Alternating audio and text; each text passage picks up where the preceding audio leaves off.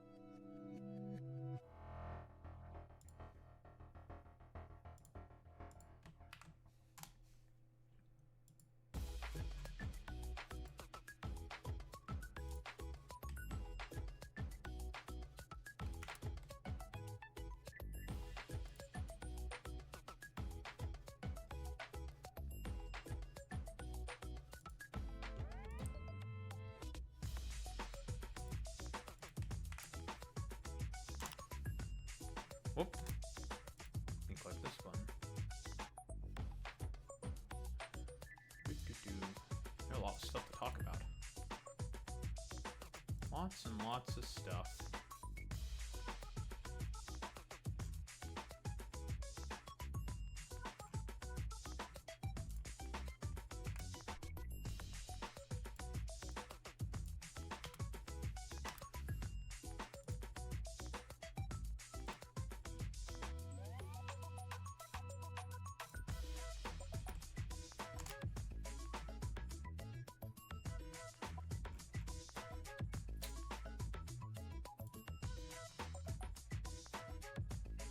Man, I still don't really understand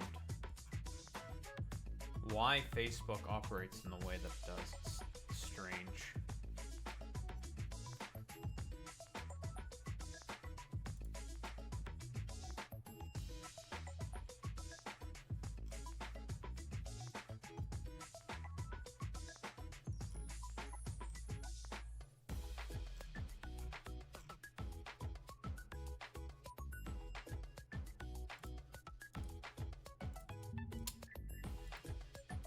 Alright, let's organize everything and then get into all of it, because we're also going to talk about the other fucking dumbass news that's going on besides the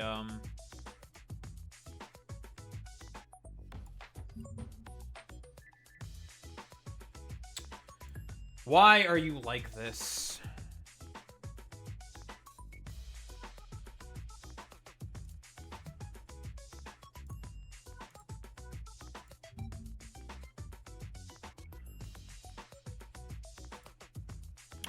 God damn it.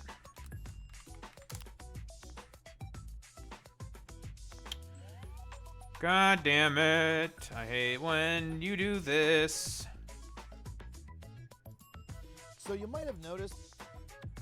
Thank you. Can we, like, do the thing that I originally wanted you to do? We did. Very good. Love that for me. Grab this shit. Zoop it in there. I think I've talked about this before, but I do not like the way that Opera GX makes you... the system it kind of uses to drag tabs around.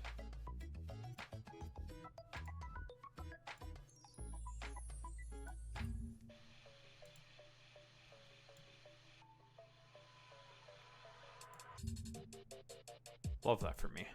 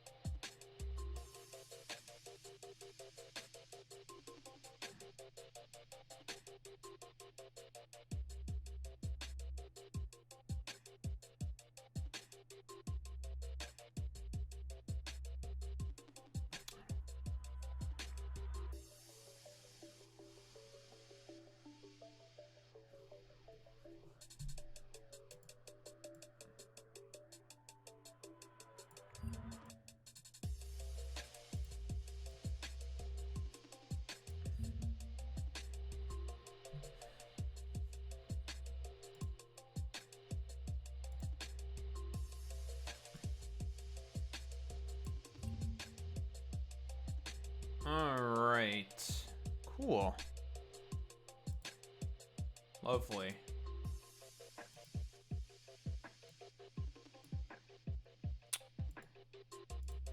Love that for me.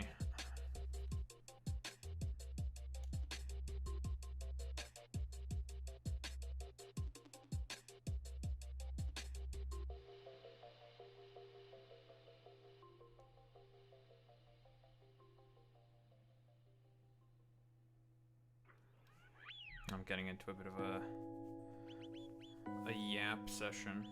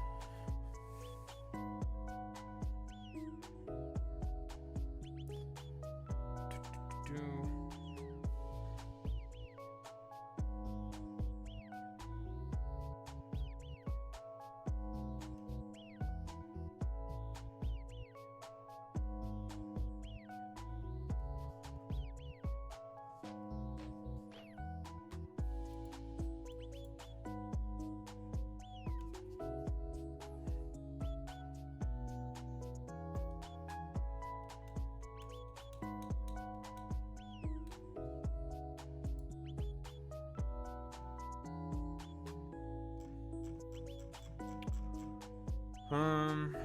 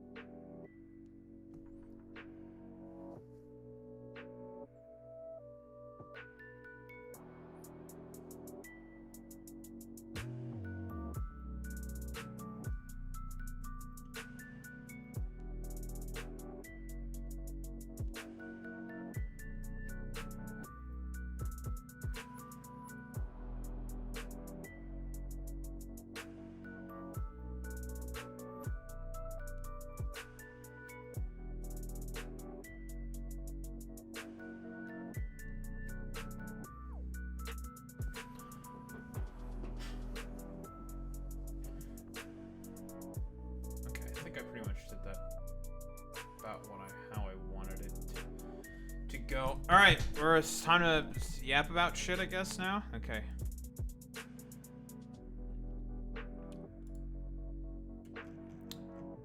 Oh, goodness gracious.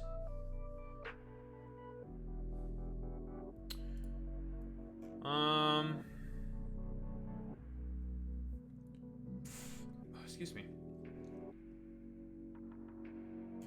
Why do random people keep texting me hello? Like, who are you? Go away.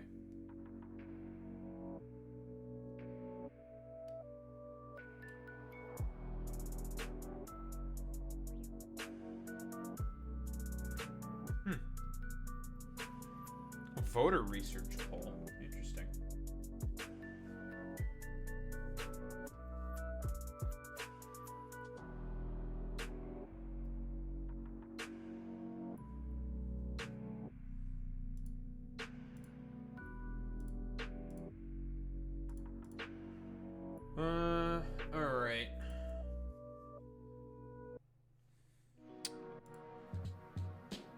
Stalking, huh? I think being a stalker is kind of bad, to be honest. That's all I gotta say. Let's see. Let's get this. I guess this is like old news, more or less. Well, it happened just yesterday. It's not that old of news. What? 3 of the biggest women streamers got stalked by some alleged weirdo Ice Poseidon friend. Well, friends of Ice Poseidon being fucking weirdos. Who would have thought? I mean, it is Keemstar who said that, so, you know. You always have to take everything Keemstar says with a fucking grain of salt, but it doesn't surprise me. Or wait, no. Ice Poseidon's friend is saying that. Scripted that. Oh, okay. Misread that. Open. Oh, yes. Oh, open sesame. Open sesame.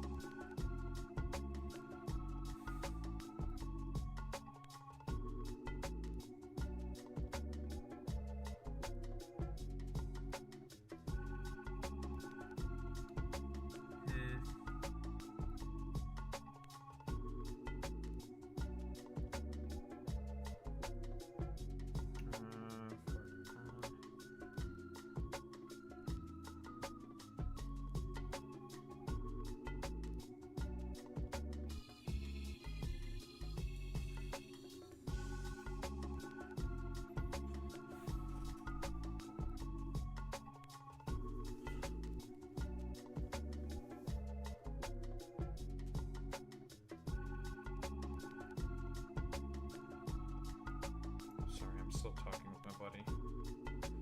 Let's try this.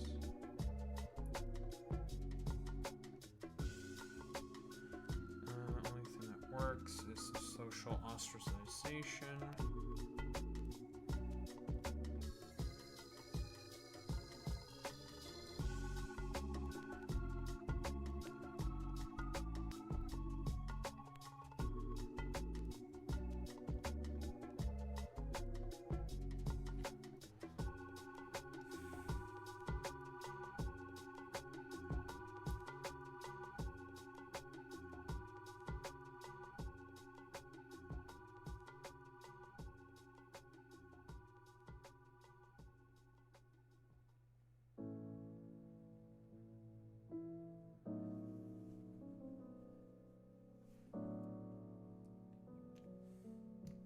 Alright, cool. What? Stalking is bad? Sorry, I'm so distracted right now. Holy shit. I want to turn down the music a little bit.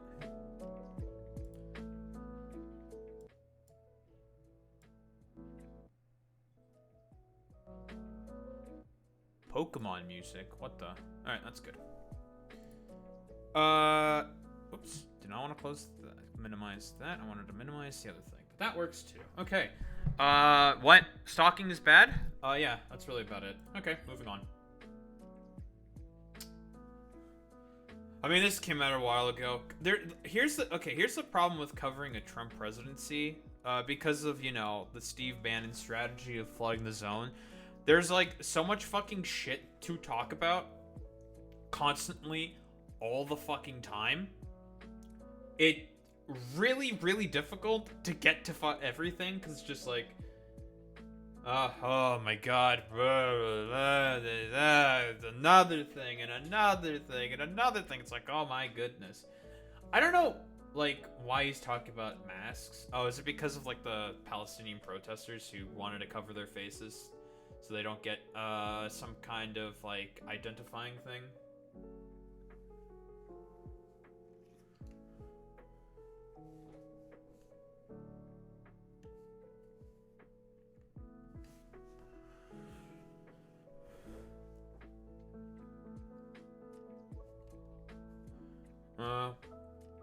Okay, my buddy keeps texting me. I'm getting so distracted. All federal funding will stop for any college, school, or university that allows illegal protests. He's talking about like the camp sit-ins, right? Right? Okay, nice meme. Whatever. Agitators will be imprisoned or permanently sent back to the country from which they came. Wait, generally speaking, okay, if we're talking about the Palestinian protesters, you want to know who were, like, pretty much, like, 10 times out of 10 the fucking goddamn agitators? The fucking Zionists. Who remembers, like, the dude from, like, who would go to, like, Columbia University, like, the camping protests, you know? And basically would, like, yap with the police to get the police on like, the case of the protesters. I remember that. I do. I remember. That guy was a Zionist. Right? That guy was just like, actually, I think Palestinians should be genocided. That's what that guy thinks.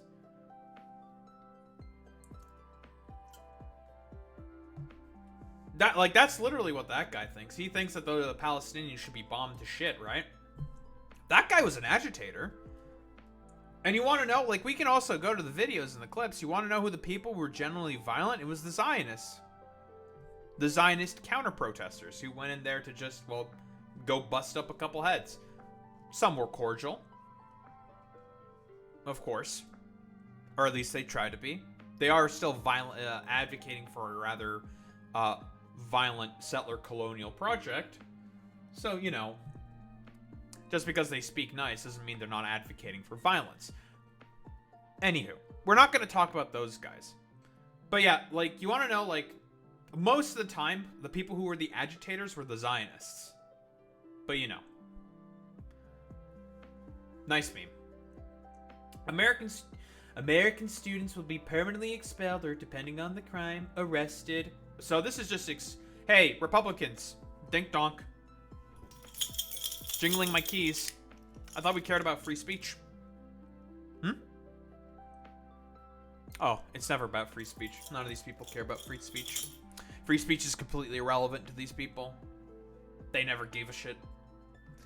But yeah, I think even if this made it up to the Supreme Court, like, I don't think it would not pass the snuff. I don't think it would pass the smell test. To be honest, because it's so blatantly unconstitutional. No masks. Thank you for your attention to this matter. I mean, it's insane, generally. Like, I mean, how much federal funding do most, like, universities even get? Like, is it, like, most of them? You want to know why why there was, like, most of the time, like, there was a violent clashes to begin with? Generally speaking, it was because of a lot of the administration who would call, like, the cops on the students. Generally speaking, right? A lot of the cops were the ones that were doing most of the violence, just, like, hitting random people with batons, even though they were, like, peacefully protesting. You can find the videos, right? Very, very easily. The ones who were the main violent agitators were either the Zionists or the police. The police being called in by the admins because we don't want to lose our Israel scholarship funds. Fuck. We need to shut down these protesters. So, you know. Whoa, a guy who's supposed to uphold the Constitution of the United States spits on it, doesn't give a fuck. So, you know, that's cool. Fantastic. We love that. I wanted to cover this yesterday. Forgot to cover it. Silly me.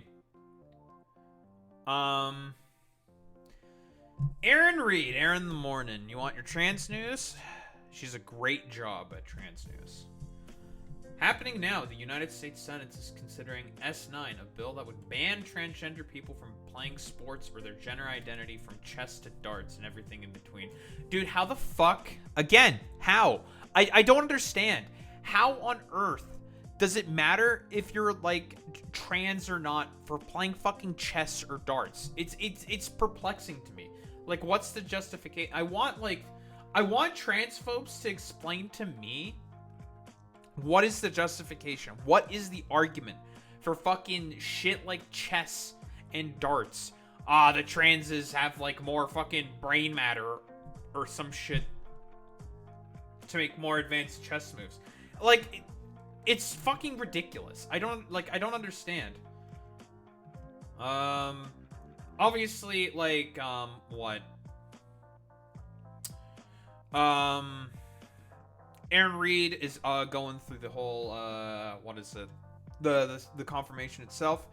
Dick Durbin, obviously going hard against the bill is good because he is the Dem Whip. He's the one who gets the Democrats together in a unified bloc, so that's good. Tammy Baldwin, this decision for a sports league at the local level. They have to thoughtfully craft policy best for all players, not blanket mandates with unintended consequences. I trust our states, leagues, and localities to make these decisions. That's a fair fucking statement to say. It's the sort of states' rights stupid argument, but honestly, like, I think this is probably like a better sort of thing. It's difficult to sort of like do like an on high sort of whatever the fuck sort of thing, even though on high sort of like federal response to shit like this, because each league has its own rules and regulations and whatever. It's best if they self-govern themselves and be like, yeah, this is okay. And I mean, the research is already in. It's like, you know, not the fucking end of the world.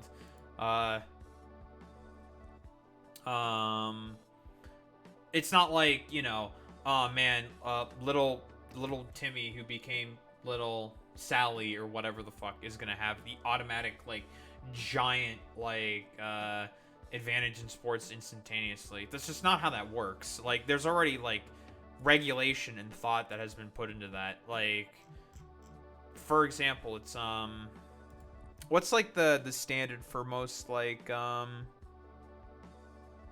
what's like the standard for most Olympics, right? For the Olympics, I think it's generally thought of as, hey, if you've been on like HRT or like estrogen or testosterone for like a couple of years, then generally speaking, it's fine for you to compete. But, you know, because of all the like stupid transphobes being stupid and annoying about this, they sort of had to reverse course on that. Because there's just such a stupid public outcry over a nothing burger, basically.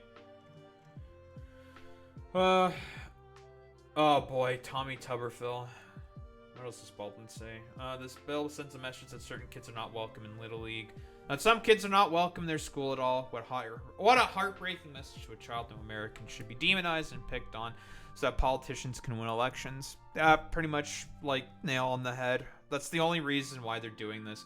Again, like I said before in my previous videos on the Jimmy the Giant video covering that, the only reason why like the Republicans constantly talk about this shit is because, again, if they were to actually talk about what they want, it'd be, broadly speaking, very, very unpopular. Hey, Boy Meets Mini, thanks for the bits. Appreciate it, buddy.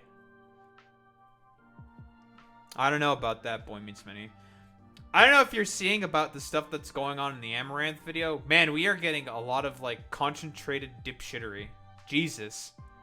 Parasocialism and its fucking consequences, to be honest. Perfect fucking case study right there.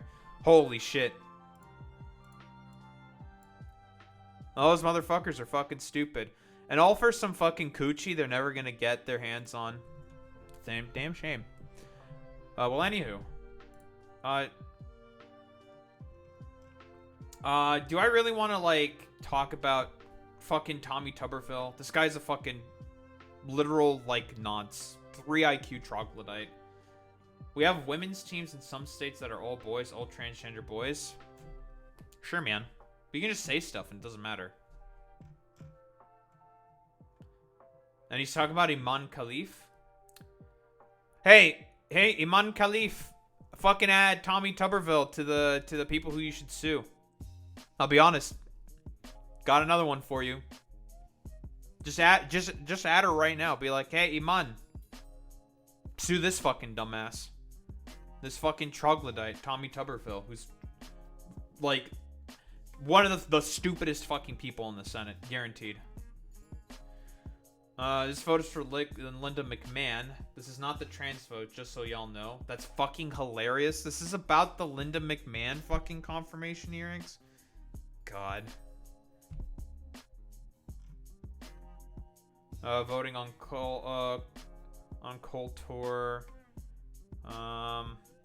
Fetterman's no. Ossoff, no. Baldwin, no. Duckworth, no. Coulter fails. Congressional sports ban will not happen. Last few votes rolling in. Nice! Get owned. Yep, it looks like the Democrats are acting as a united bloc and saying, no, fuck off. Still too close of a call. It's unfortunate that there's a lot of fucking stupid Republicans, but we know why they do this. Warner was a no. I expected that from Warner, you know, Black Pastor vibes, shit like that. Lisa Murkowski, who's a centrist, moderate Republican, quote unquote, is a yes, of course. Because again, there's no such thing as a centrist, moderate Republican, and it fails. 51 to 45 did not make past the filibuster. So yeah, nice. Who are the people that were absent?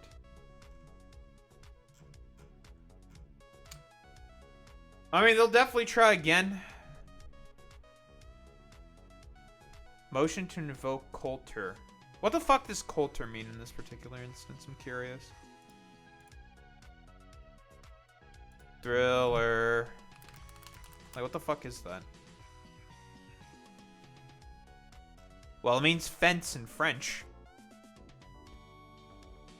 Ah, closure or informally a guillotine. Interesting. Guillotine, you say? Fascinating. Very cool and very good. We like guillotines. Guillotines are pretty cool. They're just neat devices. More on the trans stuff. I guess Ari Drennan's covering the exact same video, but yeah. You want to know what else this fucking bill had in it? Is fucking genital inspections.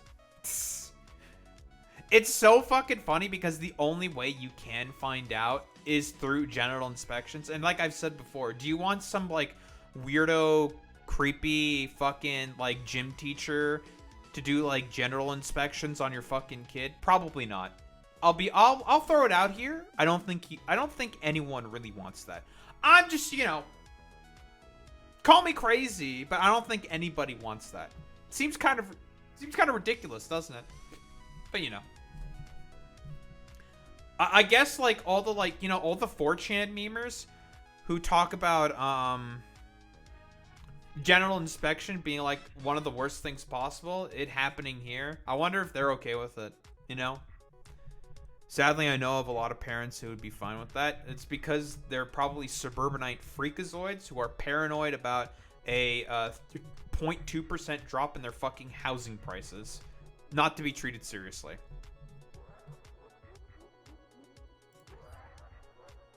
Well, that didn't last long. 1 day. A day-long ban. I'm surprised that it was only a day. But, you know. Yeah, they're more scared of ace people like me than creepy gym teachers.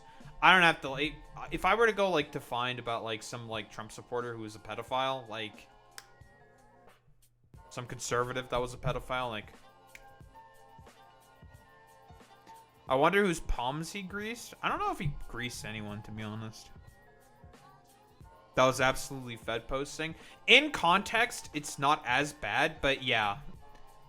Even Hassan in like his response video saying like, yeah, I shouldn't have said that. I shouldn't have said killed.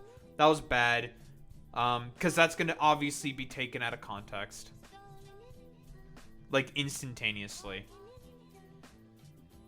So I think a slap on the wrist was appropriate. Like, hey, don't do that. You fucked up. You fucked up pretty bad. Like, if I said that about insert Indian or Sri Lankan politician name, I'd be black bag ASAP. Yeah, you probably would be.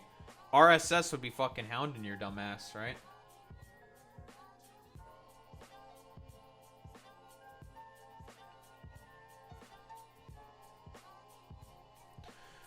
But yeah, slap on the wrist, I think, is appropriate. I'm just surprised it was only a day. I thought it'd be longer, to be honest. But only a day. I mean, it's got a lot of people mad. A lot of people are fucking mad about it, to be honest.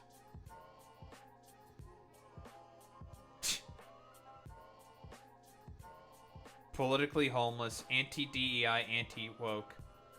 Meanwhile, Asmongold was banned for 2 weeks for saying much milder stuff. Okay. Nice meme. Well, here's and also fucking Dan Saltman on side with all the fucking conservatives. Dan, I thought you hated I thought you didn't like conservatives. That's a little weird. Well, politically homeless, anti-wokeness is the mainstream in politics now. It's just meaningless. Like, they don't care. I guess there's also a State of the Union going on. Oh boy, that'll be fun. That's a tomorrow problem. We're not covering that right now. Tomorrow problem. Not doing that right now. Nuh-uh. Don't wanna.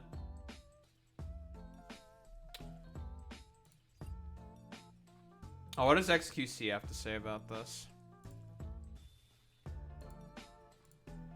What does this dense motherfucker have to say about this? What do you got for me, buddy? I'm stupid.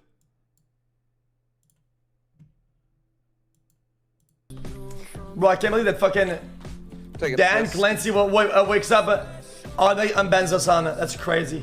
Imagine the platform not putting their foot on the ground when it comes. Hold on. Threaten to kill someone. This is a very accurate way to portray what Hassan said. That's true and real and based. Dude, honestly, like, okay, everyone has had a gamer. This is what I fucking hate. I'm just gonna fucking start from again. Hold on, we're starting. We're starting this from the top. Bro, I can't believe that fucking Dan Clancy wakes up all night on Benzosana. That's crazy. Imagine the platform not putting their foot on the ground when it comes to violence. Also, like, what is, like, the evidence to suggest that Dan Clancy just, like, came in and was just like, I want to unban Hassan? Conspiracism. Dan Clancy, stupid bullshit, but whatever. Violent threats. Actually scary. Yeah, because someone is definitely going to follow through on that. Stupid. I'm not even fear-mongering. That's genuinely concerning. That's just scary. You are fear-mongering. That's literally what you're doing.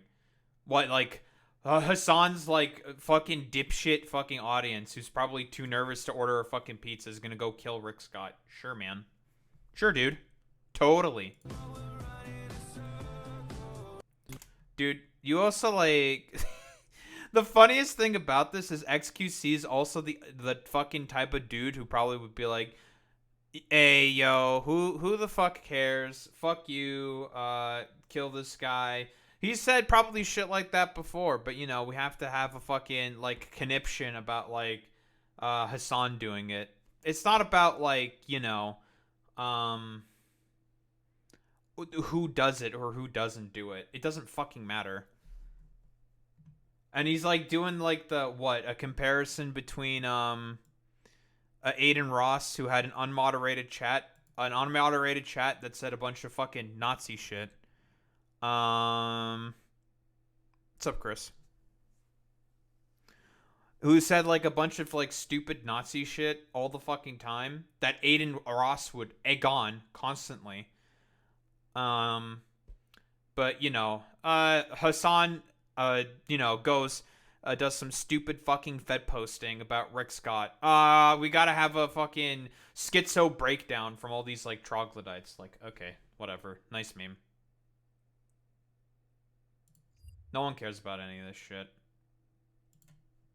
Alright, let's talk about the real goofy stuff. Because I'm probably gonna get 2 segments out of this stream. I love getting multiple 2 segments. All right, let's get her started.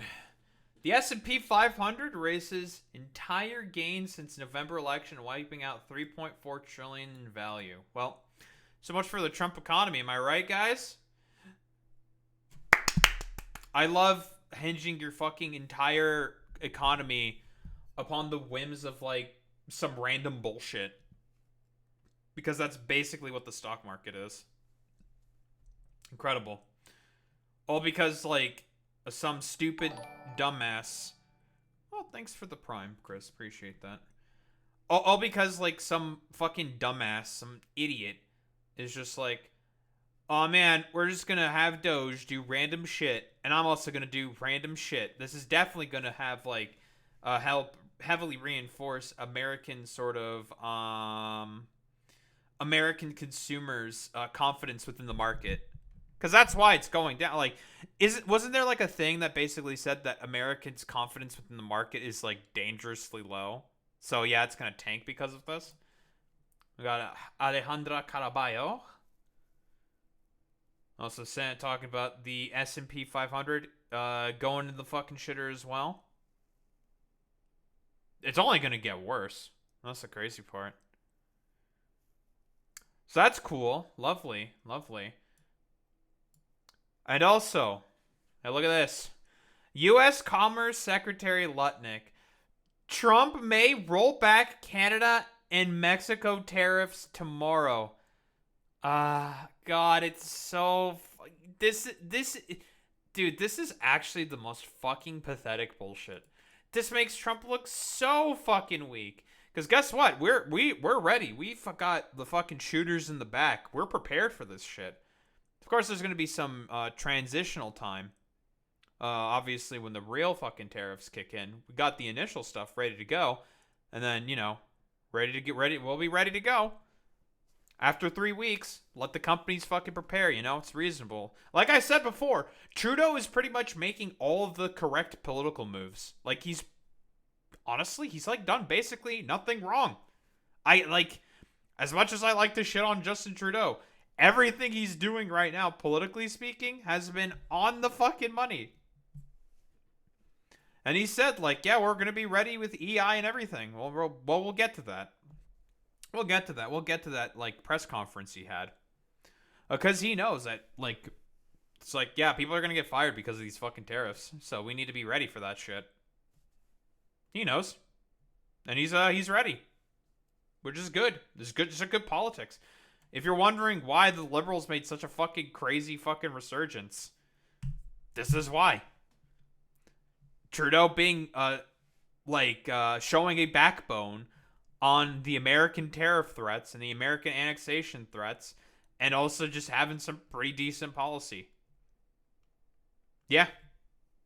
Whoa, the liberals, like, literally crawled out of the graveyard that they were in, and and now there's, like, literally, if I go to, like, Polling Canada right now, this was, like, recent, is actually insane. The bounce back. Look at this, dude. And this was on the 2nd. It's a dead heater.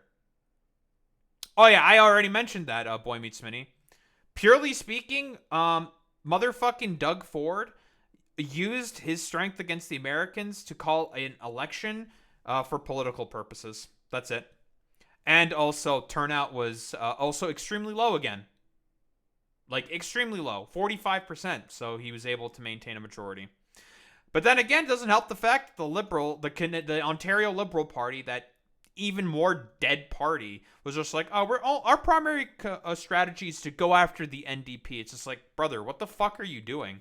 That is literally the worst strategy. You should be working with them in order to put up a unified front, you fucking idiots. Like, what are you doing?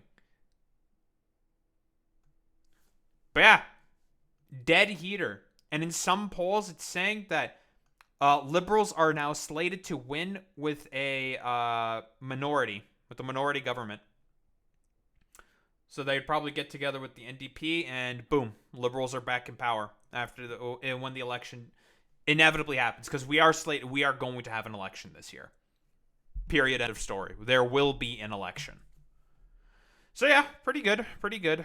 This is really good for the liberals. They're basically making a huge fucking bounce back.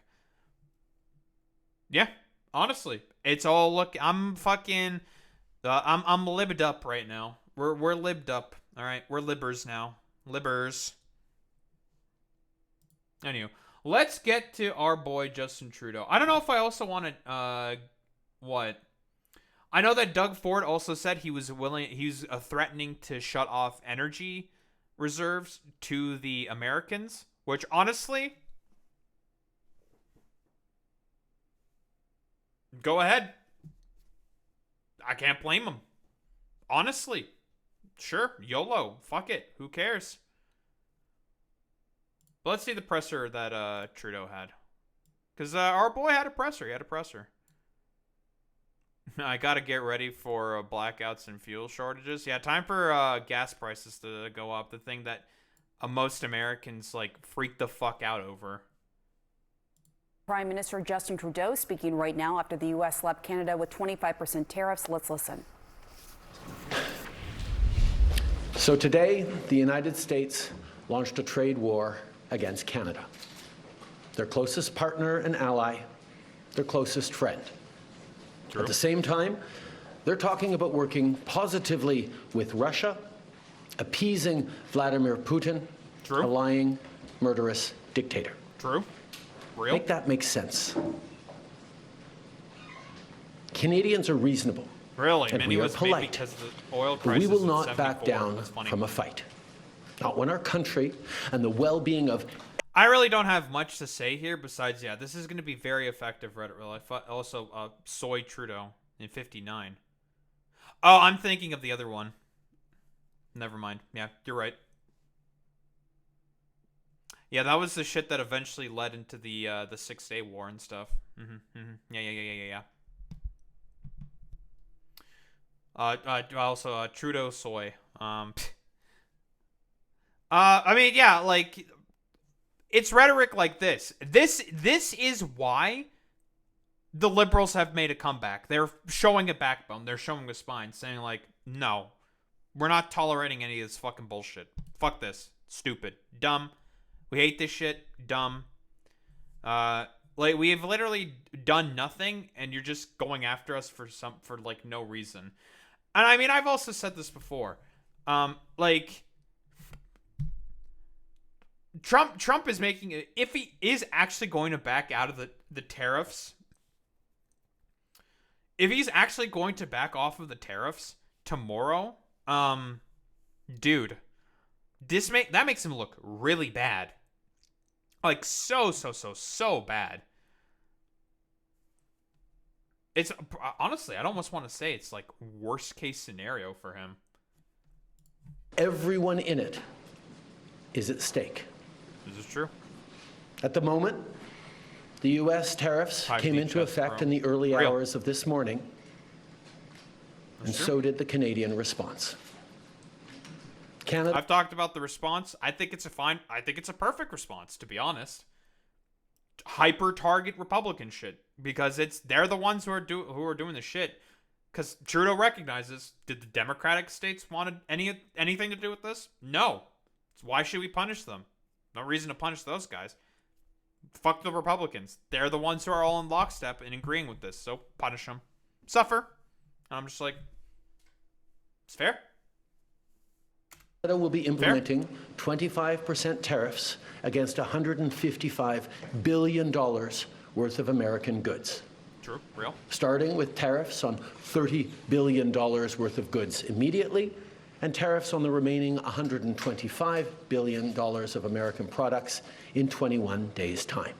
Should these tariffs not cease, we are in active and ongoing discussions. If I recall correctly, I think like Donald Trump in response to this basically said like, oh yeah, well I'm going to slap another 25% tariff. And it's just like the super secret 50% tariff. And it's just like, okay, I guess like Trudeau literally in response was like, okay, I guess we have to go further. Like, I'm going to probably gather together my cabinet, all the ministers and like provincial governors, and we're just going to talk about like what we should do next, because that's how you govern. That's how you do that. Trudeau knows he can make the U.S. backfire on this, and Canada will be fine. Yeah, we'll be fine. We already have we have great relationships with the European Union, Mexico, a bunch of Central and South America. We'll be fine. America, fuck them. With provinces and territories to pursue several non-tariff measures. measures which will demonstrate that there are no winners in a trade war. True. Now, just like I did a month ago, I want to speak first directly to the American people. That's Boy Meets Minnie. We don't want this. Or Chris. We want to work with you as a friend and ally. And we don't want to see you hurt either. But your government has chosen to do this to you. True. As of this morning, Like I said before, like, Republicans, they don't care about anyone. It's all about, like, giving everything to the billionaires, right? They'll use their constituents to get into power, and that's really about it. Which is why I've been constantly harping on this all the time. Why do the Republicans never talk about, and why are conservatives in general never talking about what their positions are, what they honestly and truly believe in? Because they know it's unpopular. They know it's not going to be resonating with your average people. So, you know, yep, and just like you said, maintaining power and hierarchical structures. I've also been constantly harping on that. So, they don't give a shit. They're going to talk about literally anything else besides what they actually want to do as a first order principle for conservatives. Maintenance of hierarchy. That's it. That's all they fucking care about. So, yeah, I mean, like, this is why I've done nothing but compliment the fucking liberals because they're doing everything correctly in terms of, like, politics, in terms of, like, recent policy. They've been doing a good job, relatively speaking. I don't really have much to critique here. Because this is how you should fucking treat a petulant child. Treat them like the children that they are. Be like, okay, fine. Like, you want to get hit with a stick? You get hit with a stick. Like, what do you want from me? Screw you. markets are down, and inflation is set to rise dramatically all across your country. Your government has chosen to put American jobs at risk, at the thousands of workplaces that succeed because of materials from Canada or because of consumers in Canada, or both. They've chosen to raise costs for American consumers on everyday essential items like groceries and gas, on major purchases. Dink donk, conservatives, egg prices. Boy meets Minnie, how those egg prices doing, bud? You know? Dink donk, egg prices. Like cars and homes and I'm not everything buying in eggs. between. That's how you They've know it's chosen bad. to harm American national security, impeding access to the abundant critical minerals, energy, building materials, and fertilizers that we have and that the United States needs to grow and prosper. It's also true. They've chosen to launch a trade. Yeah, we got a lot of natural resources up here. Potash, petroleum products, other like raw materials. We have a lot of rare earth minerals as well. Not a lot, a good amount. We got a lot of stuff up here. All things that the U.S. constantly craves and demands for. But they want to be stupid dickheads. You know, maybe we're not going to give them to you. Or we'll give them to other people. Fuck it. Yeah, we love raw earth. It's all about the raw earth. We want to eat the earth. I mean, get the earth. It's very important. Very, very important. I wonder if, like, whenever, like, Trump mentions, like, raw earth minerals, he actually thinks it's, like, you grab the raw earth and then you just, like, shake it out the minerals. I guess it's not totally inaccurate, but it just sounds kind of silly. War that will, first and foremost, harm American families. They've chosen to sabotage their own agenda that was supposed to usher in a new golden age for the United States. Allegedly. And they've chosen to... Keep in mind the sort of golden age that Trump loves to talk about constantly. You want to know, like, what fucking precipitated that supposed golden age? I saw, like, a tweet about this, and they're just like, yeah, let's go. Fucking, it party like it's 1928. And, like, literally the immediate response is like, do you know what happened in 1929? Like, do you know? Like, do you have an idea what happened there? It's pretty infamous, you know. Black Friday, November 29th, 1929. You Yeah, sure, Chris. Undermine the incredible work we've done together to tackle the scourge that is fentanyl, a drug that must be wiped from the face of the earth. True, but like. So on whatever. that point, let me be crystal clear. Pretty irrelevant. There is absolutely no Mostly, so like on the fentanyl sort of. First off, like there's like no fentanyl that comes up for me. I think Trudeau does mention that. But yeah, in terms of like the fentanyl that comes into the U.S. from here, like it's like non-existent, to be honest. There's like none. It's like 0.12% of fentanyl that's in the U.S. comes from up here. Yeah, we don't like. Why would you want to cook up here? Like, why? It's cold. Probably need warm temperatures or something to cook fentanyl or something. I don't fucking know. I don't know how to cook fentanyl. The point is that it's not really made up here. Because why would you make it up here? Like, it doesn't matter. Like, so like constantly when Trump talks about it, the basis of it is it's just nothing. It's a nothing burger. He just, again, is using it as like a distraction. Like every conservative does. In order to distract you from their really bad policies. That's the point. Justification or need whatsoever for these tariffs today. True. And Now, real. the legal pretext your government is using to bring in these tariffs is that Canada is apparently unwilling to help in the fight against illegal fentanyl. Well, that is totally false. True. Let's look at the facts. We've already done exactly what under Biden, what Biden asked us, to help him out with taking care of fentanyl. And it's like, yeah, sure. We don't like fentanyl either. People die us up here because of fentanyl. Fentanyl is kind of bad. We can help. Because we also have that problem. So we'll help. Fuck it. No reason not to. Same with the Mexicans. They also are helping. This besides having to deal with the cartels who keep getting American arms, exacerbating this sort of fentanyl problem. But are the Americans going to do the necessary gun regulations in order to help take care of that? I don't know. Probably not. So, I don't think they're going to do anything about it.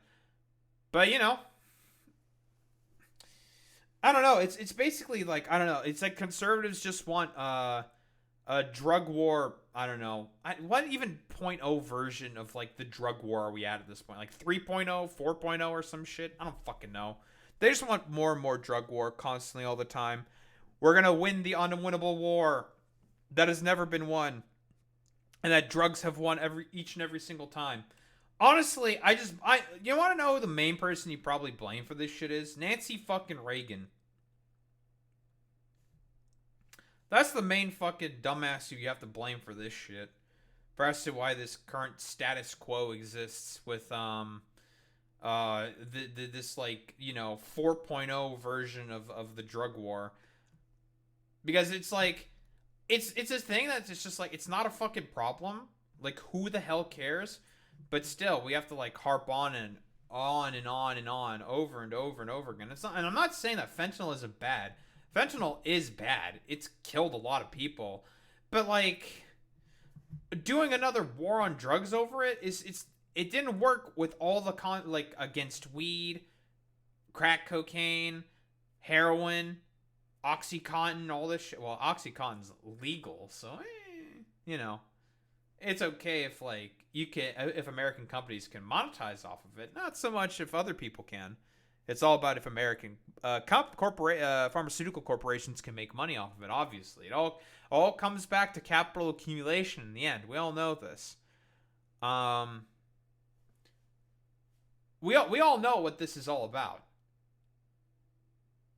At the root, it's all about hey, we want a piece of this particular trade because it's extremely fucking lucrative. That's what the pharmaceutical corporations really want.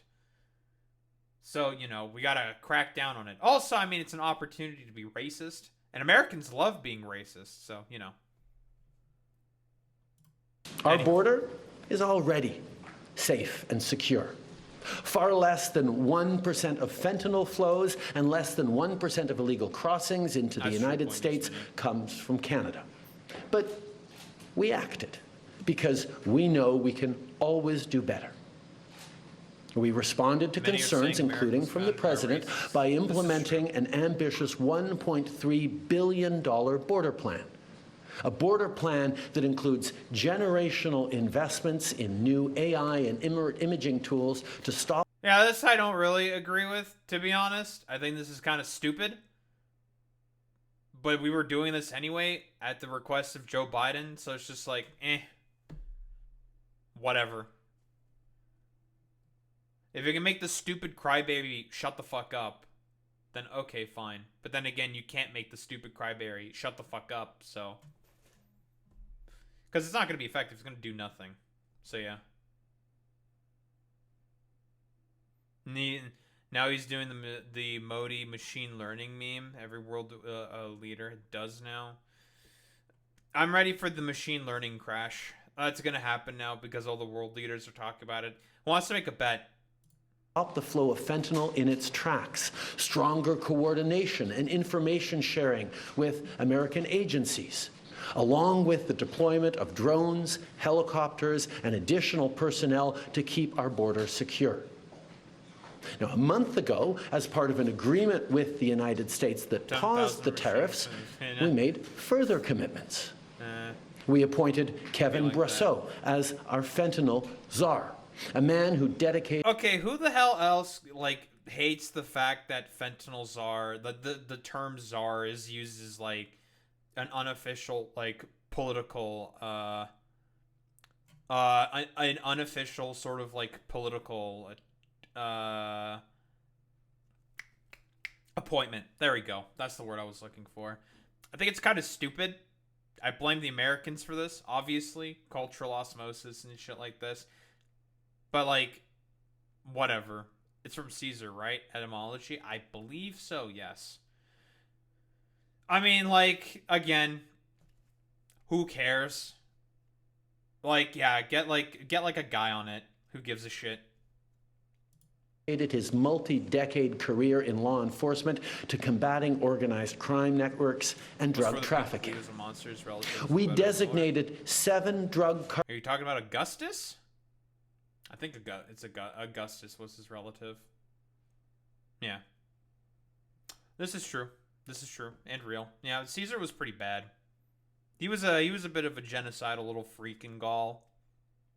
But anyway. Cartels, sick, evil groups who cynically profit off the pain and suffering of people on both sides of the border as the terrorist organizations that they are.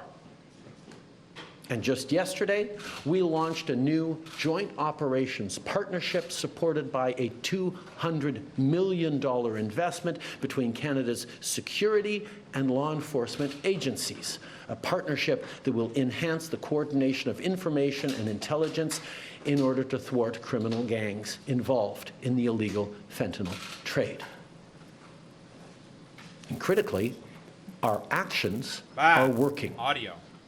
As the U.S. Customs and Border Protection just acknowledged, there was a 97% drop in fentanyl seizures from January compared to December, to a near zero low of less than half an ounce seized in January, even with all the further enforcements and actions we've taken at the borders. In sum, we stepped up. Yeah, we engaged closely and constructively with the president and his administration. We did everything we promised. We stuck to our word. This is true. And Same with the Mexicans, by the way. They also, like, Trump wanted, like, what? I think it wasn't only just Trump. It was also Biden. He wanted a bunch of, or they both wanted a bunch of, like, border guards to go up to the southern border. The Mexicans complied. They're like, yeah, sure, whatever. So did we. We also complied with that shit. Like, yeah, we sent a bunch of dudes there. They're there. Still doesn't change the fact that fentanyl is hardly made up here. So, like, Like, what do you want?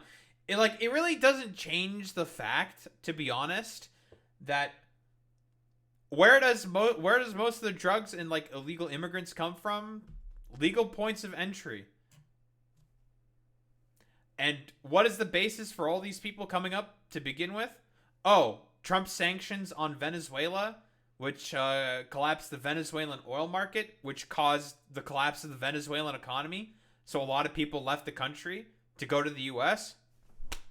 Say it ain't so. Not me reaping and sowing for my actions, all because I did something stupid so I could score political points.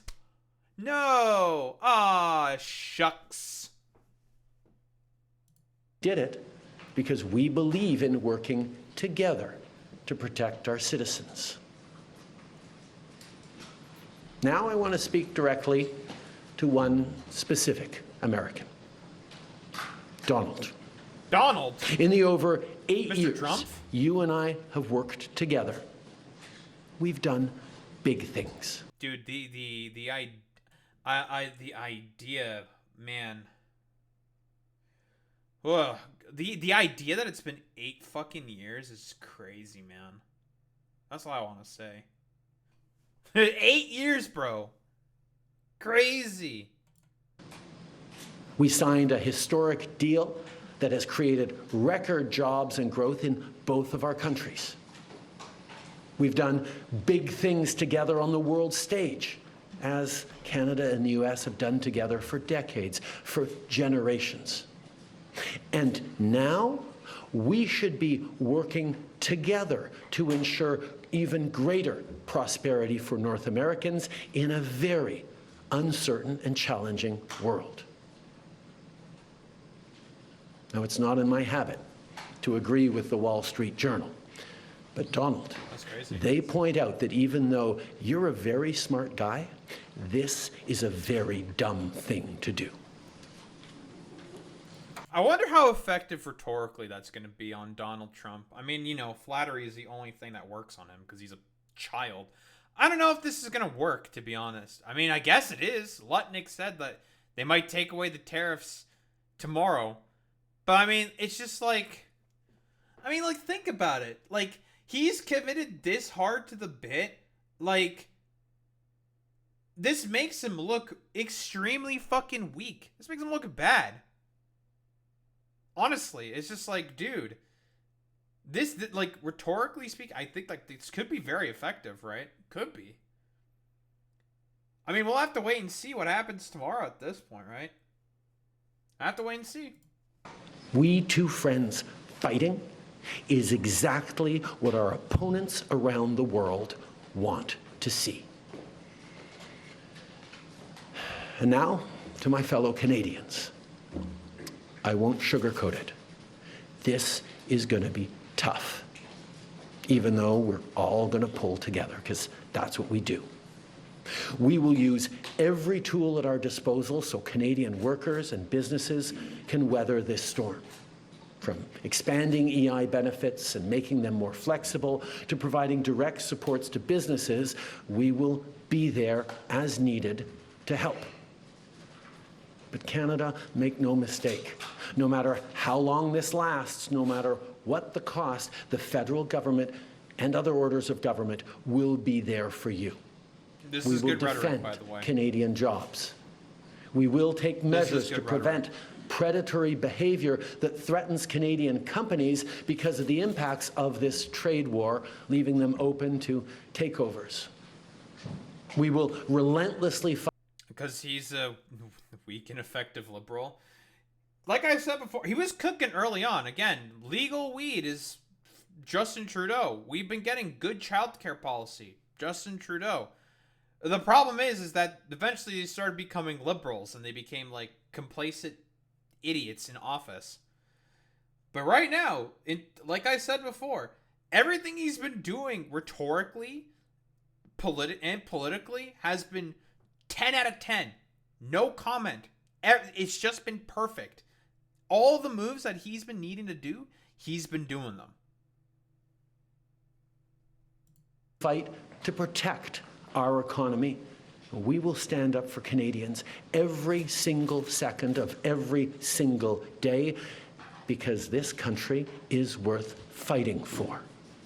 Yeah, I know, Ford. We'll take a look Les at that derniers tomorrow. mois ont été stressants et honnêtement French! épuisants. All right, while the Prime Minister is speaking in French, I want to bring... Okay, I don't care about the CNN toadies. I don't care.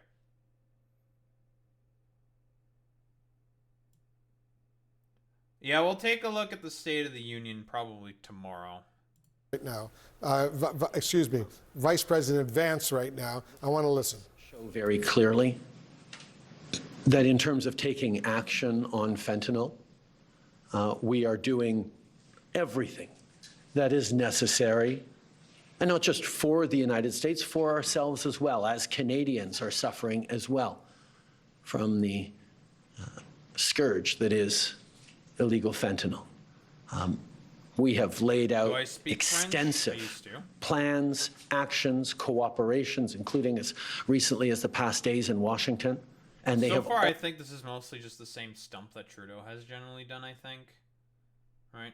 Yeah, eventually they just, like, go back to yapping. But yeah. Oui, je peux parler un peu de français. Oui. always been very well received. And the numbers bear that out.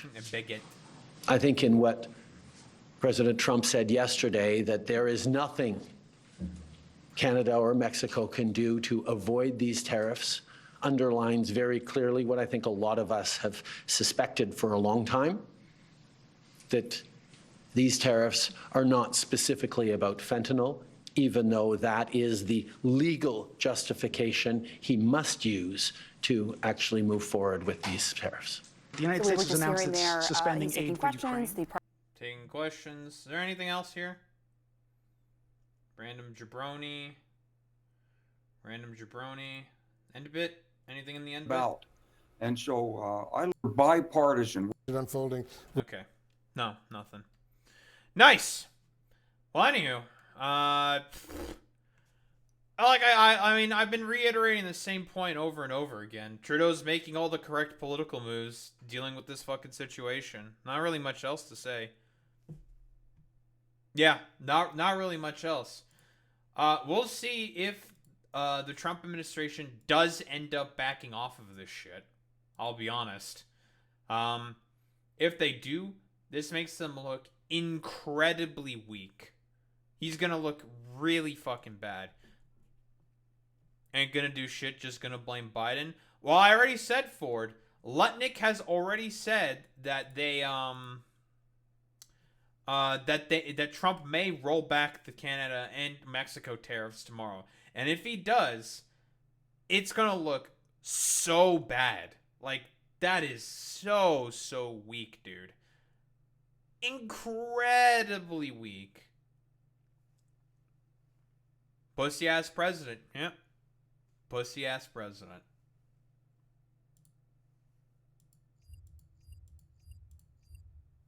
Alright. Done with all that shit. So you might have noticed. Let's prep for this shit.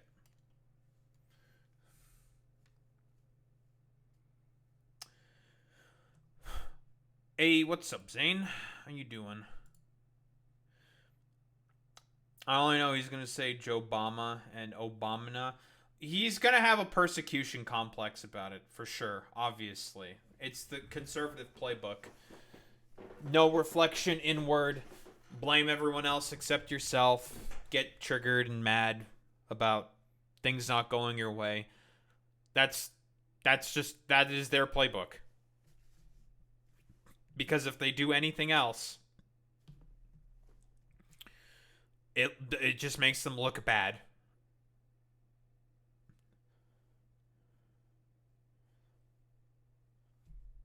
Probably not.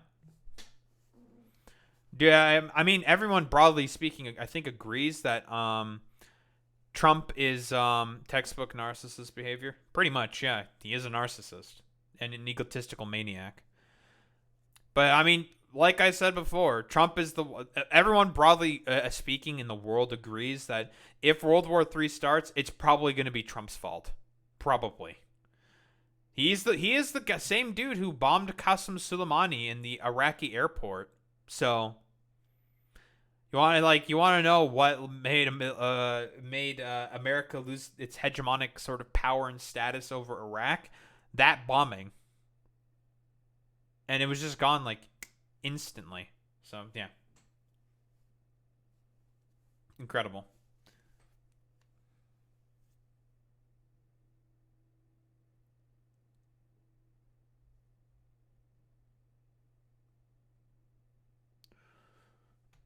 All right.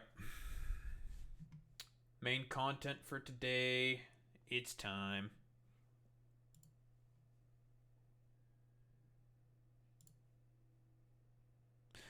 Boop, boop, boop.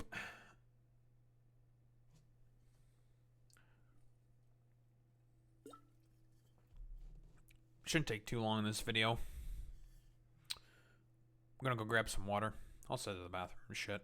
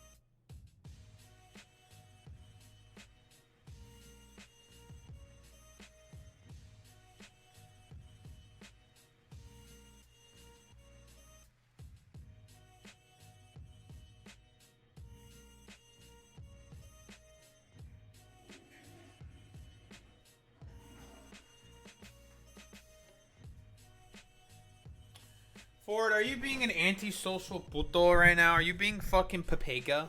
Are you being a papagus? What are you doing? You being a puto? Little shit.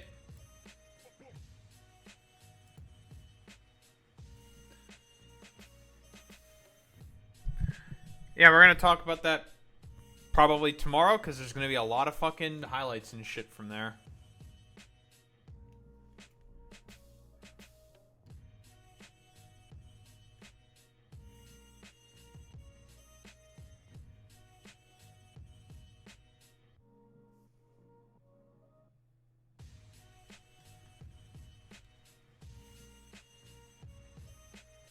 Call just keeps clapping. Oh, we all know.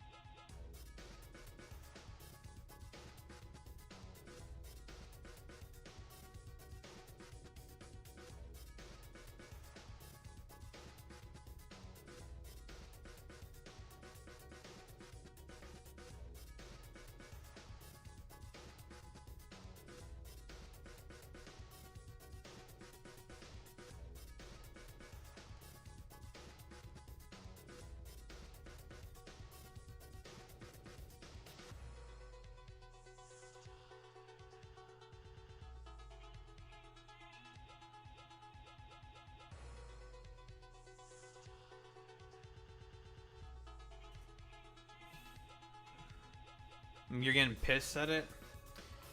Yeah, it's probably gonna be stupid.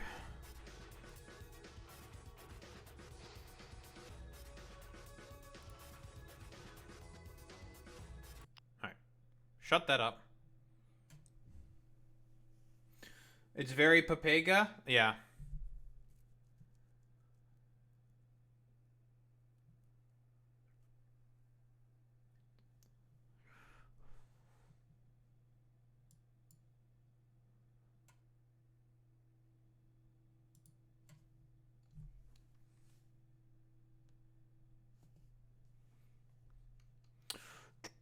Do I want to take like a quick sneak peek? There's got to be someone saying anything. State of the Union. I just want to get a quick vibe check. That's all.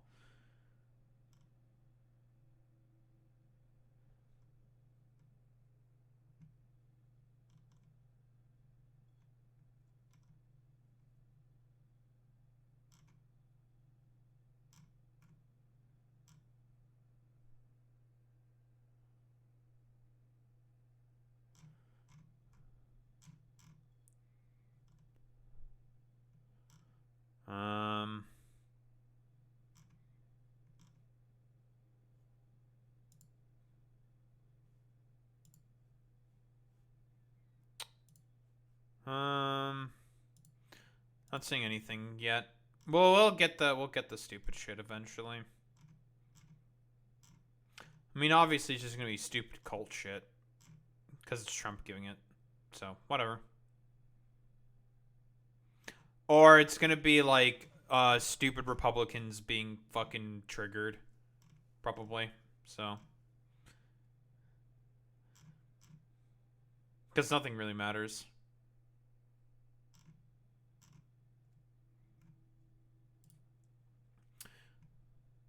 You know, perpetual victim complex. We all know.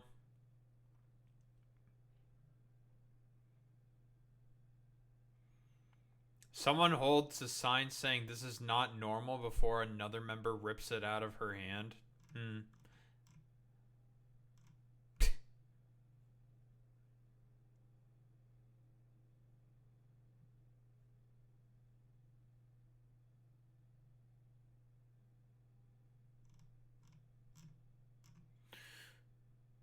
Oh, I haven't seen anything else. Wait, there's a Luigi Mangione sex tape or some shit? Okay. I don't like this cult obsession that people have with Luigi Mangione. I'm not gonna lie. It's fucking weird. Like, relax, okay?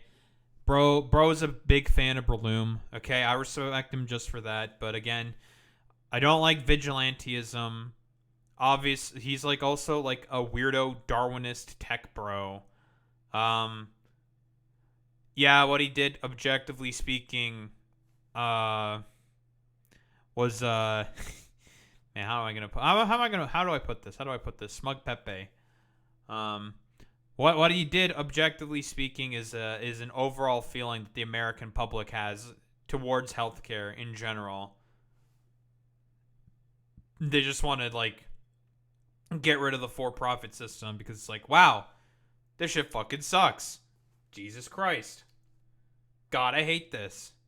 Fuck this bullshit. But you know,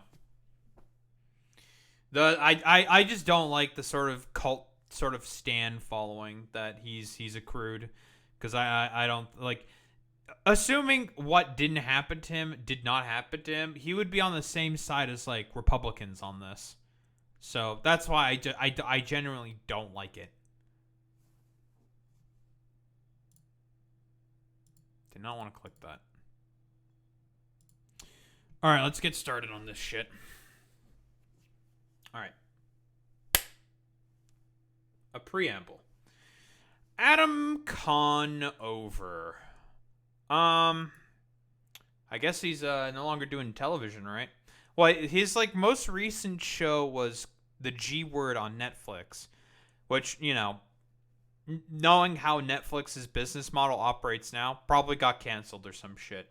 Anywho. Adam do be a con. That's true. And real, Boy Meets Mini. So real. My sort of general engagement with Adam. He used to be on BuzzFeed, right? I think so. Generally speaking, I really liked his sort of Adam Ruins Everything show where he got into politics and whatnot. We all remember like the first initial Joe Rogan interview where like Joe asked him about like trans people stuff. He didn't really answer the question very well. Probably because he didn't really know much about the statistics about the stuff, which is whatever.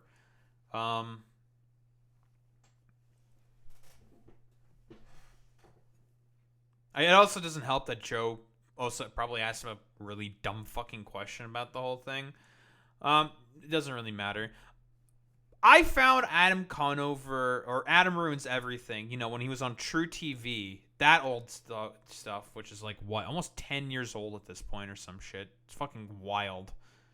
That was the sort of stuff that I initially found when doing my sort of political journey. It was, well, besides like the YouTube algorithm trying to feed me Jordan Peterson, which I never really fell for, and fucking James Alsup, and Tim Pool. And I was just like, wow, these guys are kind of cringe. I didn't really think much initially of Tim Pool. Now I think he's a fucking idiot. But eventually I got into like Adam Conover and like the late night show people. And then it eventually turned into Hassan Piker. The alt-left pipeline. You know. Deep with Peterson, Boy Meets Mini? Okay. But yeah, this is sort of like the kind of baseline level engagement that I have with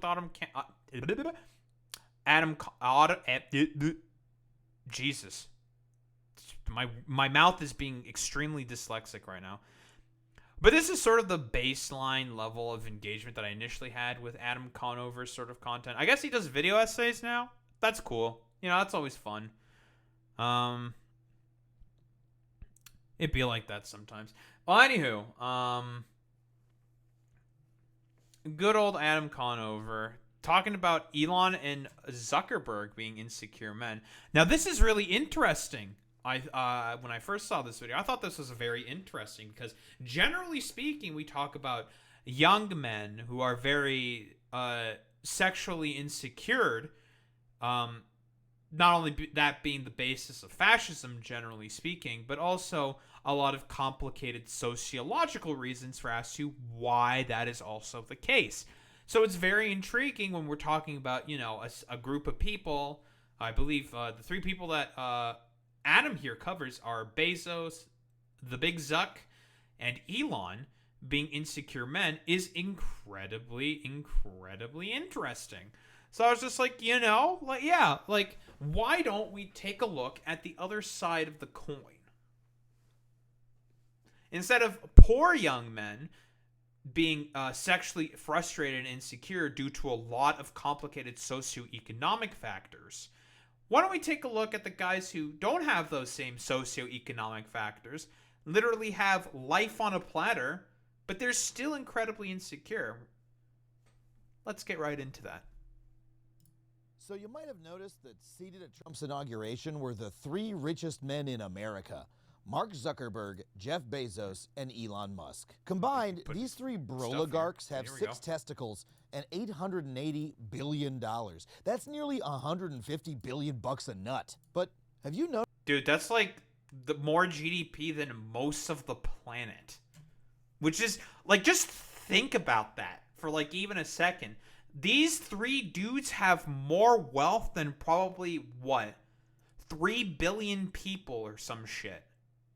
That's fucking crazy. I know that, like, they have, I know that they have more net worth than Romania. We all know how great of a country Romania is. That fucking dumbass shithole. But then again, that's not necessarily Romania's fault. There's a lot of complicated reasonings for as to why Romania fucking sucks. Although it's been on the up and up for Romania, okay? Good job, Romania. You're getting there, buddy. I believe in you. 2 claps. Notice that these nerds look a Yeah, little the less Soviet Union. dweeby than they used to. I mean, Elon was a balding code gremlin before his glow up. Bezos, once a simple dork, is today the most jacked and taut 61-year-old on the planet. Why? And just a Yeah. couple- Dude, it's crazy how jacked Bezos is. And he does like fucking thirst traps. It's so weird. It's like, bro? What are you doing? Years ago, Zuck was a pasty-faced robot glitching out before Congress, but now he looks like the most swagged-out real estate agent in all of Orlando. He looks The fucking like Zoomer LARP that fucking Zuckerberg is doing is so stupid. Bro, you're 40. Why do you look like that? Yeah, code gremlin. He literally can't do shit. Yeah, Elon's code skills extremely fucking basic. looks like a TikToker who quit his dad's used car dealership to do pranks with his boys. He looks like a piece That's of true. broccoli who got a Billabong gift card. There's something True. weird going on here. Why exactly do these guys have so much to prove? Why does Zuck need to show us he's lifting big weights? Why does Musk need to tell us he's the world's greatest gamer? And why does Bezos desperately feel the need to share a shirtless selfie every 30 seconds? Let's talk about a little guy named Karl Marx. Karl Marx wrote about this in terms of the, the bourgeoisie constantly having to do sort of shows of force like this in order to make sure that they don't get stabbed in the back by other aristocrats. Marx wrote about this kind of stuff. It was ruthless to be at the top. You'd have scheming nobles looking to claim your territory, and if you looked like you were portraying weakness, people would go after you. For the other nobles to gobble up your resources, your land, your men, whatever. This is sort of like the, I suppose, modern advent of this exact same idea that Marx wrote about. I don't remember exactly where he wrote about it. I know he wrote about like these sort of like construction of like bourgeois hierarchy. Is that correct to say? I'm not 100% sure. But like, this is essentially what it would possibly look like if the capitalists were to have their way. So competition wouldn't stop there, right? Competition. I say that rhetorically. There would be, a culling, a further and further culling of whoever is weaker and weaker and weaker until there is nothing left but a king on top. Marx also wrote about that, or not technically a king, an effective king. But in this case, it'd be like, I don't know, the one megacorp that like rules the world or some shit. This is essentially the modern advent of this thing that Karl Marx wrote about. Arasaka. True boy meets mini. It's simply bizarre. These men have enough money to buy themselves limitless power. Hell, Elon used his money to cuck the president and destroy the federal government. But He did do that. This thing is they true. can't seem to buy is a stable and confident sense of their own manhood. For some reason, that is not for sale. Why? That's really, which is really fucking interesting. Because, again, like I said before, it makes sense why poor young men have this problem. They don't like, broadly speaking, in a patriarchal sense, you're supposed to be the main breadwinner. Can't have that with the current economy. Fuck no, especially with how ridiculously unstable it is now. Looking at you, Trump, for as to why that shit's happening. And it's made, like I've said before, a lot of men very sort of lost. And so, that insecurity that they have, being the baseline of fascism, young male insecurity, is pretty much the whole, like, sort of mainline catalyst for as to why a lot of these people, generally speaking, tend to end up very conservative. It's all about masculine insecurity. Why are the most powerful men in the world constantly embarrassing themselves by trying to prove how manly they are? Well, True. There's a powerful theory from psychology that perfectly explains this phenomenon. It's been validated in research from all over the world, and it shows exactly what drives these billionaires to ever more cringy attempts to demonstrate their masculinity. I love cringe. Come on, man. And it also explains the crisis facing young men in America and exactly how our politics as a nation have gotten so f***ed up. But before we get into it, I just want to remind you that I'm taking my big manly body on tour doing stand-up comedy right now. Stand-up? The Nihilism Pivot Tour continues at Talia Hall in Chicago on February 20th. For Okay, all very those cool. tickets. We love and self-promo. if you'd like to support Go this channel watch directly, Adam. head to Very cool. patreon.com/Adam Conover. We So, love Adam guys, Conover. I'm talking to my men here. Let's level with each other. Men. Do you ever have that feeling? No matter how often you prove your masculinity, there's no guarantee that you're permanently part of the man club. No matter how long the arc on your football throw, how beefy your big boy truck, or how rare your Fortnite skin, you have to keep performing your manhood all day, every day, or else risk it being questioned or maybe even taken away. This also plays very heavily into the patriarchy, right? Competition between men to conquer over one another is constant. This is also why a lot of third-way feminists, intersectional feminists, often talk about how patriarchy is also harmful to men. Very, very often, you know, the non-second-way types. Second-way feminists are all like stupid dipshits, misandrous types, who overall add really nothing to the sort of conversation at all. You know, gotta get my fucking dunks in whenever I can. But yeah, patriarchy also has a huge part to play in this, of course. Because if everything becomes like just a zero-sum game, race to the fucking top, or well, honestly, race to the fucking bottom, and you're not really able to participate in those sort of like, in that fucking race, it weighs on you. You begin to feel inadequate as a human. And I think that's pretty bad. This attitude is so common. Social media is full of videos telling us that even the way we sit needs to communicate manliness. This is definitely a more feminine way to sit, but a man who's masculine is going to take up space, right? Manspreading, we're back. Let's go. BuzzFeed manspreading is back, baby. Let's fucking go. We've gone full fucking circle. Dude, like, why are you, like, fucking displaying... Like, dude, you're fucking spreading out your fucking legs. Your fucking cock is coming out. Like, what the fuck are you doing, bro? Like, yeah, I'm, like, in front of a bunch of men. Here's what I'm gonna do. Look at my fucking penis. Look at it. I'm displaying dominance. Nice fucking meme, dude. Oh, yeah. Maybe the BuzzFeed feminists were correct about mansplaining. They just did a fucking really bad job about why mansplaining is stupid and fucking cringe. Nothing's more secure and masculine than letting another man tell you how to sit. Well, there is a powerful psychological theory that explains exactly why masculinity operates like this. It's called fragile masculinity. Now, before you kick my ass, let me just say, that's not saying you're fragile, you're a big, strong man, and I don't want any trouble. It's the structure of masculinity in our society that's fragile. In our culture, manhood is not something it's kind of like what I mentioned earlier with patriarchy, right? I guess that's the psychological term. I'm not very good with psychology, I'm not gonna lie.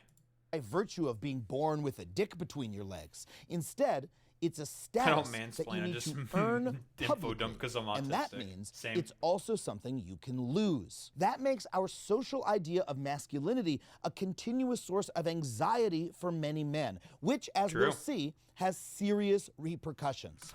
I'm talking anecdotally here for a little second. That's a frame. I've never really felt like... Is it weird that I've never really felt like this? I've never really felt like this since, like, grade 9, when I took my sort of, unironic, sort of, like, platonic ideal of a Volcel pledge. Like, unironically. Like, was I just, like, wise beyond my years or something? I don't even know. Because I never really cared about, like, how people perceive my fucking masculinity. Like, I more or less knew, like, yeah, I'm a big fucking nerd. I like video games. If that's not manly, I don't know. Sucks to suck. Like, what do you want from me? I don't give a shit. Yeah, I'm nerdy and autistic. Here's the fucking funny thing about those fucking dumbasses. Guess what? Being nerdy and autistic's in, boys. I played the long con and it fucking paid off. Ladies, my DMs are open. Now, just so you know that I'm not talking out of my unwiped manly ass, the theory... All right, we could use that. Is that too gross? This theory draws on... Dude, the people who unironically believe that it's gay to wipe your ass that's like literal, like fucking, like, like Islamic golden age fucking tier peasant stupid shit, honestly. It's so fucking funny. Oh, I should get a fucking bidet, dude. Holy shit. I fucking hate wiping my ass. Bidets? Ooh. I should get a fucking bidet, bro.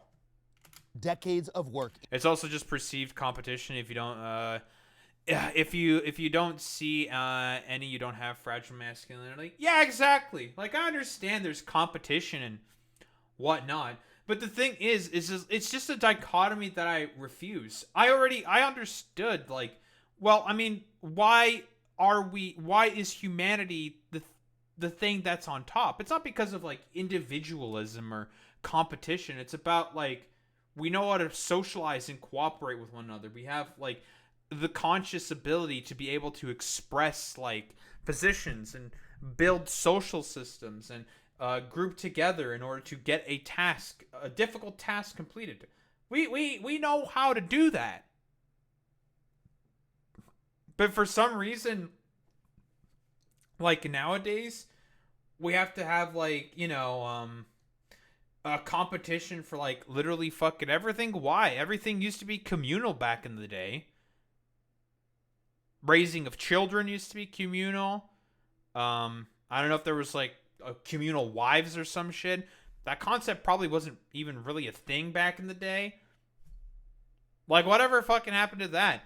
We're social creatures. Why does everything have to be so strangely individualized? In different fields. In 1990, an anthropologist named David Gilmour published a book called Manhood in the Making.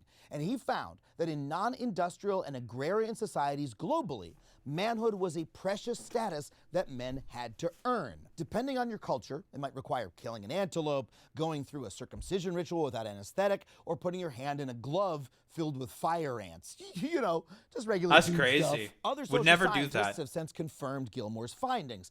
And data... Maybe when I was like 14 to 16, I was like that, but it was short-lived. That's good.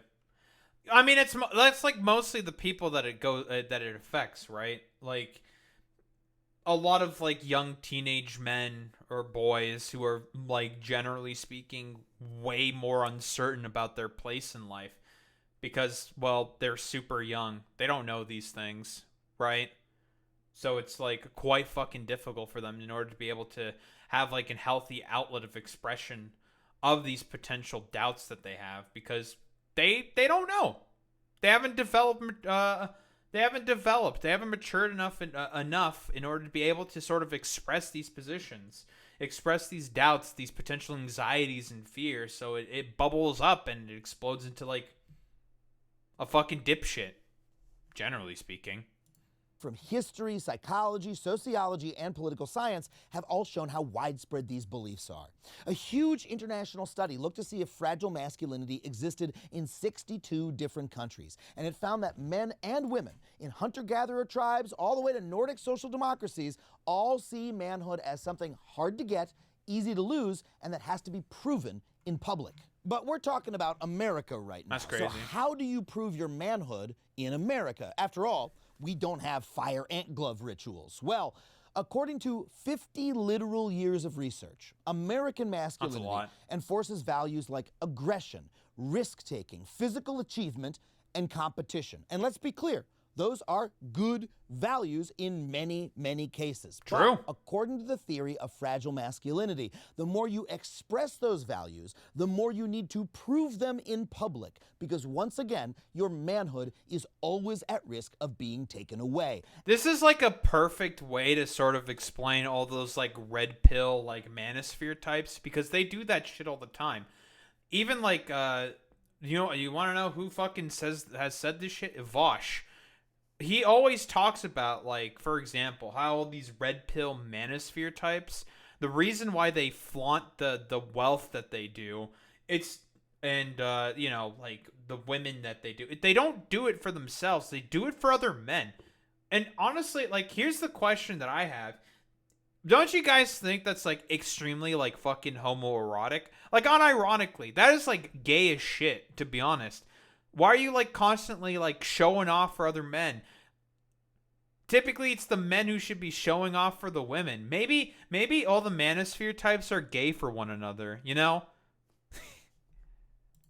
And that explains what has been happening with Elon Musk and Mark Zuckerberg. True. We'll get to Elon in a second, but let's start with the Zuck. The man's got a wife, he's got kids, he's got literal billions of dollars, so you know he's a good provider, but still, That's Mark true. feels the need... Again, and these are also values that were instilled throughout the fucking 50s, mostly as like a way to combat communism, you know, McCarthyism, all that fucking bullshit.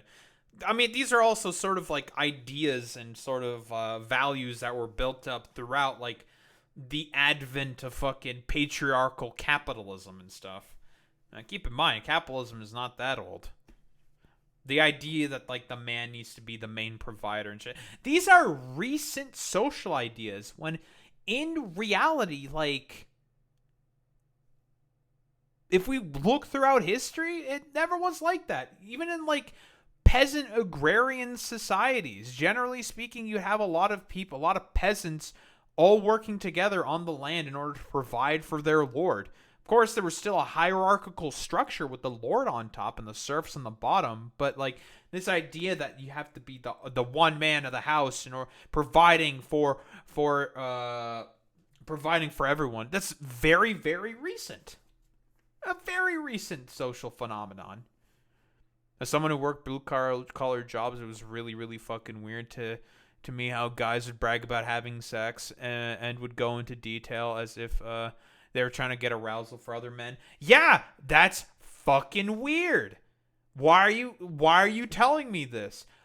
Why are you telling me how you're busting it down a goofy style on some fucking chick? I don't want to know that. I don't really give a shit. Go away. To constantly prove to the world that he's not a little bitch. So he's been reaching for the classic masculine value of aggression and getting super into mixed martial arts. Ooh, very strong, Mark. He's punching. You would definitely protect your He's family punching. from a clan of ninjas in a back alley. Now look, there's nothing wrong with getting in shape and posting your gains on social media. I do the same thing. Look, we're all just trying to get yoked for YouTube, baby. But getting in lethal fighting shape wasn't enough for Zuck. He felt is that the need to 225? keep proving himself. That's pretty good. Dude needed to show the world he was more than just the guy who added stories to Facebook, stories to Instagram, and stories to Messenger, and also WhatsApp status updates that you can now post as stories back to Facebook. So Zuck showed up to a real UFC fight as part of the entourage of Australian featherweight Alexander the Great Volkanovski. And there, in a desperate attempt to show us he's tough, he did this. When he looks at the podium, he's boxing heavy, so of course he's paid special attention to that. Last time we saw him, of course, was against Islam Makhachev, when he stepped up on short notice. Never. What the fuck is that, dude? Yeah, look at me. It's happening. Yeah, whoa, it's happening. Yeah, whoa, hey, yeah, I'm here. I don't, like, why was Mark even there as, like, part of the entourage? Do we, like, know the sort of, like, original reasoning? He fought, Islam, Makhachev, of all people, and that dude is scary in the octagon. I never really liked mixed martial. I've never been a mixed martial arts kind of a guy, to be honest. Last dude you want to fight is oh, he's a fucking Chechen dude. Yeah, you don't want to fuck with those guys. Those guys are fucking crazy. Those guys are crazy, dude. You don't want to fuck with those guys. But yeah, like, why the fuck was he even there? I don't understand. Like, fucking, the problem that I have with the UFC and MMA in general is that it's honestly, it's all about just, like, projections of masculinity. I mean, that's more or less the sort of, like, intention Dana White had when he decided to create the sport, I suppose. It's all about just, like, this sort of shallow interpretation of, like, yeah, this is what being a manly man is all about. Look at how manly and man I am. It's just like, cool, man. You do that, bro.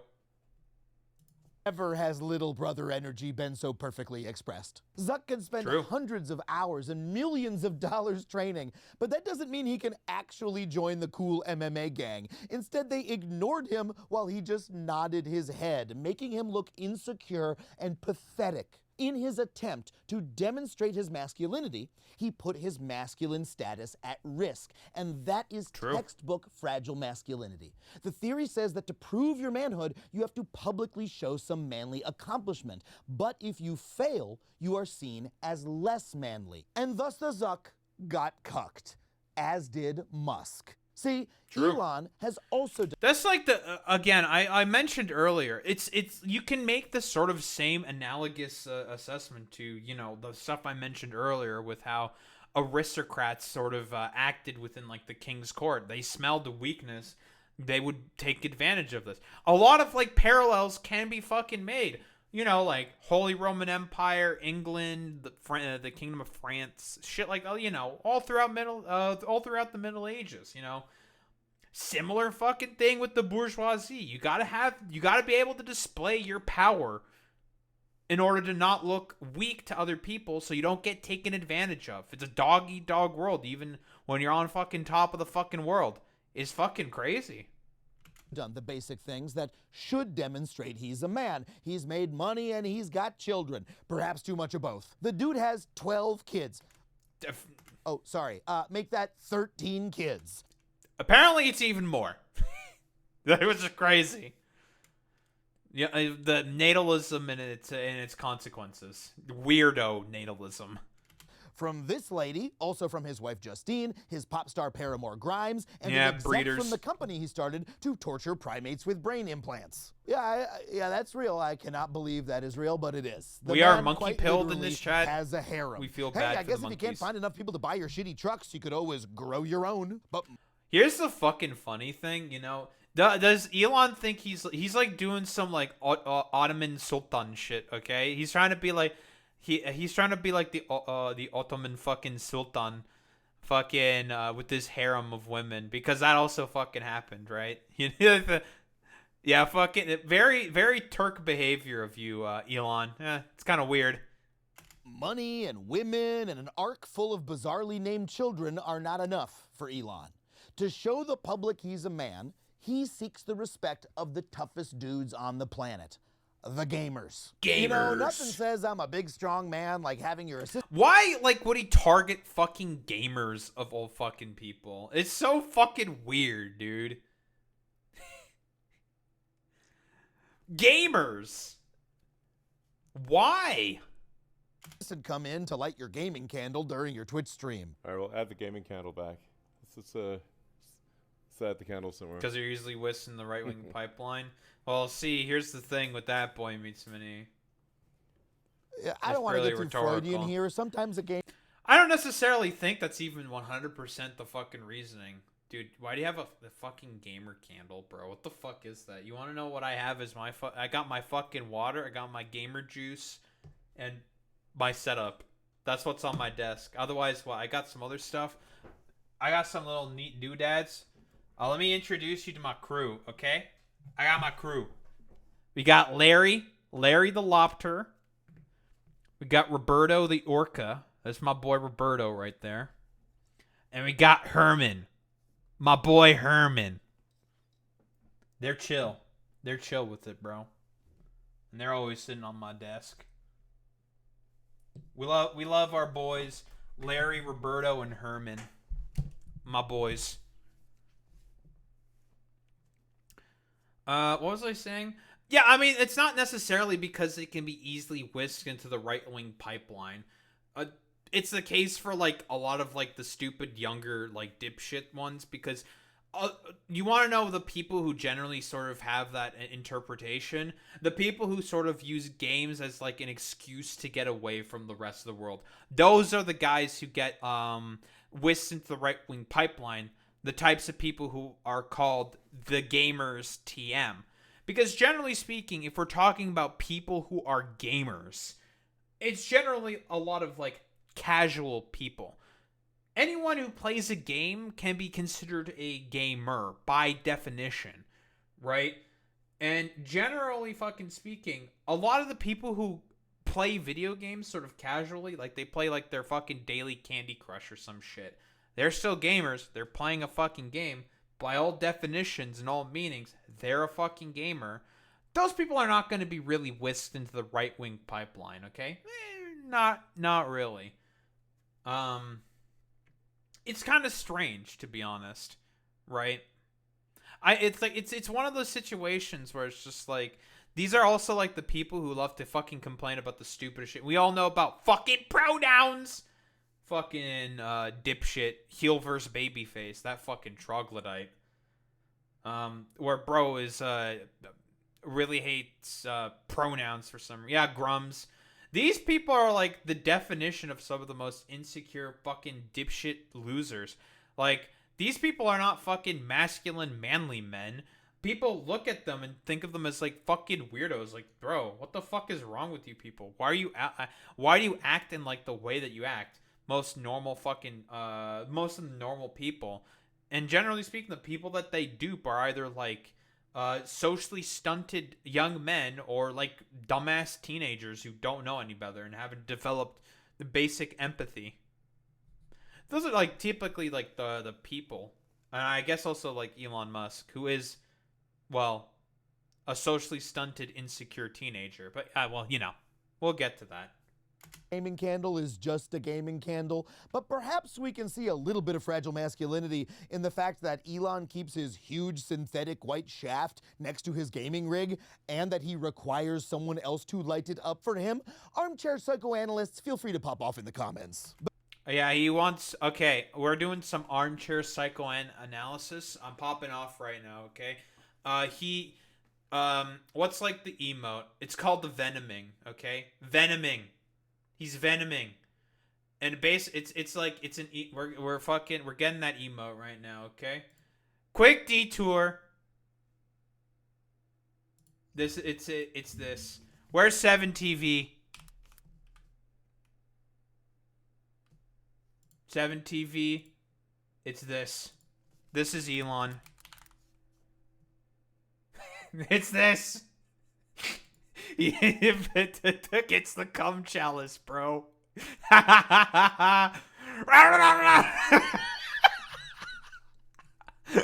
This is Elon. Unironically, it's this. It's fucking this shit, dude.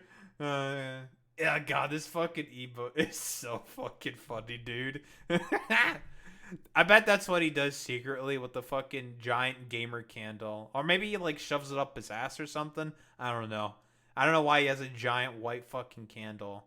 Do I have that emote? I have no idea. Well, anywho. Let's keep going. But even worse, it turns out that I'm Elon, gonna be the gamer god, Hey. is a total fraud. Gamers watching him stream Path of Exile 2 noticed that Elon appeared to have no idea what he was doing, despite claiming to be one of the best players in the world. God, it was Crip. I remember Crip. I forget the name of the other guy. What's the name of the other guy? The guy who really did the investigative journalism into this one, and also what? The Reddit thread as well. The Reddit. Listen, I used to shit on Redditors all the time. No more. Reddit is actually based now. Reddit is no longer cringe. Reddit is now based. Because they're like the only social media platform who talks about how much they fucking hate all this fucking bullshit. I can't believe that I'm being forced to admit Reddit No longer cringe. It's actually based. Also, we now have the Venom emote. Very important. Very important for me to say this. Redditors started tracking his noob behavior and eventually figured out that Elon was boosting, meaning he was paying someone else to play the game for him to level up his account. Twitch integration It's not for a not having my shit. hurricane machine conspiracy theory. It is beyond It's a Charlie. shadow of a He doubt scared me. true that Elon Musk does not play this game. Dude, there is just nothing more pathetic than lying about how good you are at a video game. Trust me, I learned that at a sleepover when I was 13 years old. Dude literally could have sent $100 to every teenage boy in America if their approval was that important to him. Just like Mark Zuckerberg, Musk sought out to prove... Yeah, I am imposter, Charlie. My hair's not long enough. Also, my hair is a dark brown. His is black. Jet black, dude. ...prove his masculinity, and in the attempt, forfeited it. And again, that follows from the theory of fragile masculinity. Manhood is something that you need to earn by publicly proving yourself, and that means it's also something that you can publicly lose. So what happens then? Once you have embarrassed yourself before the public and you look like a little tiny baby boy? Well, if your identity is based around conforming to the masculine stereotype, research again shows that when you fail to live up to that stereotype, all you can do is double down and risk embarrassing yourself again. The research on this is nuts. It shows that men whose manhood is threatened tend to respond with aggression. They literally start drinking more, they punch harder, they take more financial risks, and they show less support for gender and social equality. They even What's like the fucking like it's like the Tyler 1 meme where he like rips off his shirt, but he's like mostly doing that as like a bit. It's very funny. But yeah, I mean, this gets back into like the sort of third way intersectional feminist sort of shit, right? Talking about how patriarchy is also harmful to men, right? Men, if they're not able to display their sort of, you know, masculinity or whatever, or are exhibiting, as Adam is saying here, the effects of fragile masculinity, they tend to act out in ways that they will hurt themselves. Even like Anita Sarkeesian back in the ye old fucking days of 2014 said the exact same fucking point, dude, during her Damsel in Distress fucking series. Same fucking shit. All of these fucking behaviors that you're forced to sort of exhibit, but you're not able to, and you fuck it up, and you make yourself look like an idiot, directly, like, harms you mentally, physically, can harm your fucking relationships, can make you go into like a fucking death spiral. That's what I'm saying. Like, shit like fucking patriarchy is extremely fucking societally dangerous. We've got the fucking 50s to be able to thank for that. And again, like, this is not like a sort of long time honor-bound tradition. This sort of like status quo is a recent advent. I mentioned the fucking 50s. They're the one. That's the sort of era that fucking pushed this the fucking hardest. It's crazy. Even get more enjoyment like out of sex. We can move on and like we can do better. We can. And anti-gay jokes. In other words, men who feel insecure about their manhood because it is being threatened literally compensate by becoming even more ludicrous stereotypes of masculinity. And it's important that we understand something here. Both Musk and Zuck have their masculinity threatened constantly. Even on Musk's own platform X, the one he spent $44 billion to buy, he is repeatedly humiliated. You know how we know that? He literally tweeted, "I am constantly insulted on this platform." The fact that he actually fucking said that is so fucking crazy. Because it's true, dude. You're being a fucking clown head ass. Dude, you literally made likes private because people discovered that you liked some like weird role-playing ASMR fucking video where there was like this fucking tiny little Asian woman talking about milking your balls or some shit. And so as a result, bro got fucking caught, unironically fucking caught, and he made likes private as a result. It's incredible. Oh, buddy, that's sad for you, man. Oh, I don't want to feel bad for this guy. And it's not just You should feel X. bad. In 2022, Elon went on I'll be stage honest. during a Dave Chappelle show. And at that show, he I was know what he's booed by the exactly crowd talking about. for 10 minutes. This bit was so funny, bro. Controversy, buddy. Weren't expecting this, were you? This was incredible. It sounds like some of them people you fired are in the audience. This was when he just bought Twitter, I believe, right? And he started like mucking about with it and just making the experience on Twitter, or rather X, the everything app, significantly worse. Because to try to get like some form of adulation, he went to Dave Chappelle's show, asked to go on stage with Dave, and he was just like, yeah, sure, fuck it. Because at this point, this was also when Dave was getting shit for like siding with J.K. Rowling and her like stupid crusade against trans people. Because again, like the take that Dave Chappelle, if you don't really know anything about the topic, can sound like very reasonable. But if it's coming from a dishonest actor like J.K. Rowling, you know that it's just like, no, there's something more insidious that's being said here. That's generally the sort of way you should be engaging with people like Rowling.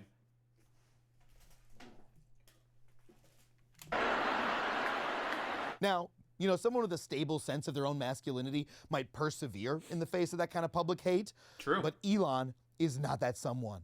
The boos were so upsetting to him that he locked himself in his office at X with employees outside concerned that he was going to harm himself. A fucking what wellness could be more check fragile was than called. having a That's breakdown fucking after crazy, getting heckled at a dude. fucking comedy show? If you want to see how I react to getting heckled, come see me on the road. Head to adamconover.net for tickets and tour dates. Both Elon and Zuck Slick. are trapped in this cycle of humiliation where Slick they feel the need to self-promo, dude. prove their masculinity, fail publicly to do so, and then double down, lashing out in ever more aggressive, stereotypically masculine ways. So seen through Real. that lens, And it true. shouldn't be surprising when Elon Musk tweets that he's going to impregnate Taylor Swift or co-signs a tweet suggesting that women shouldn't.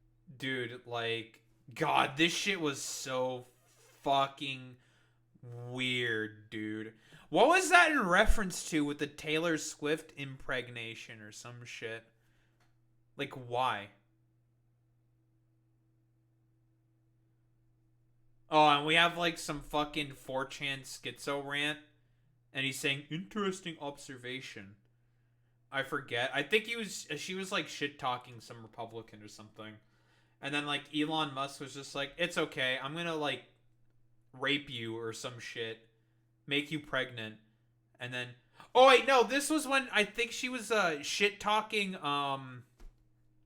JD Vance's like fucking cat lady shit. I think this is what this is in reference to. What date is it?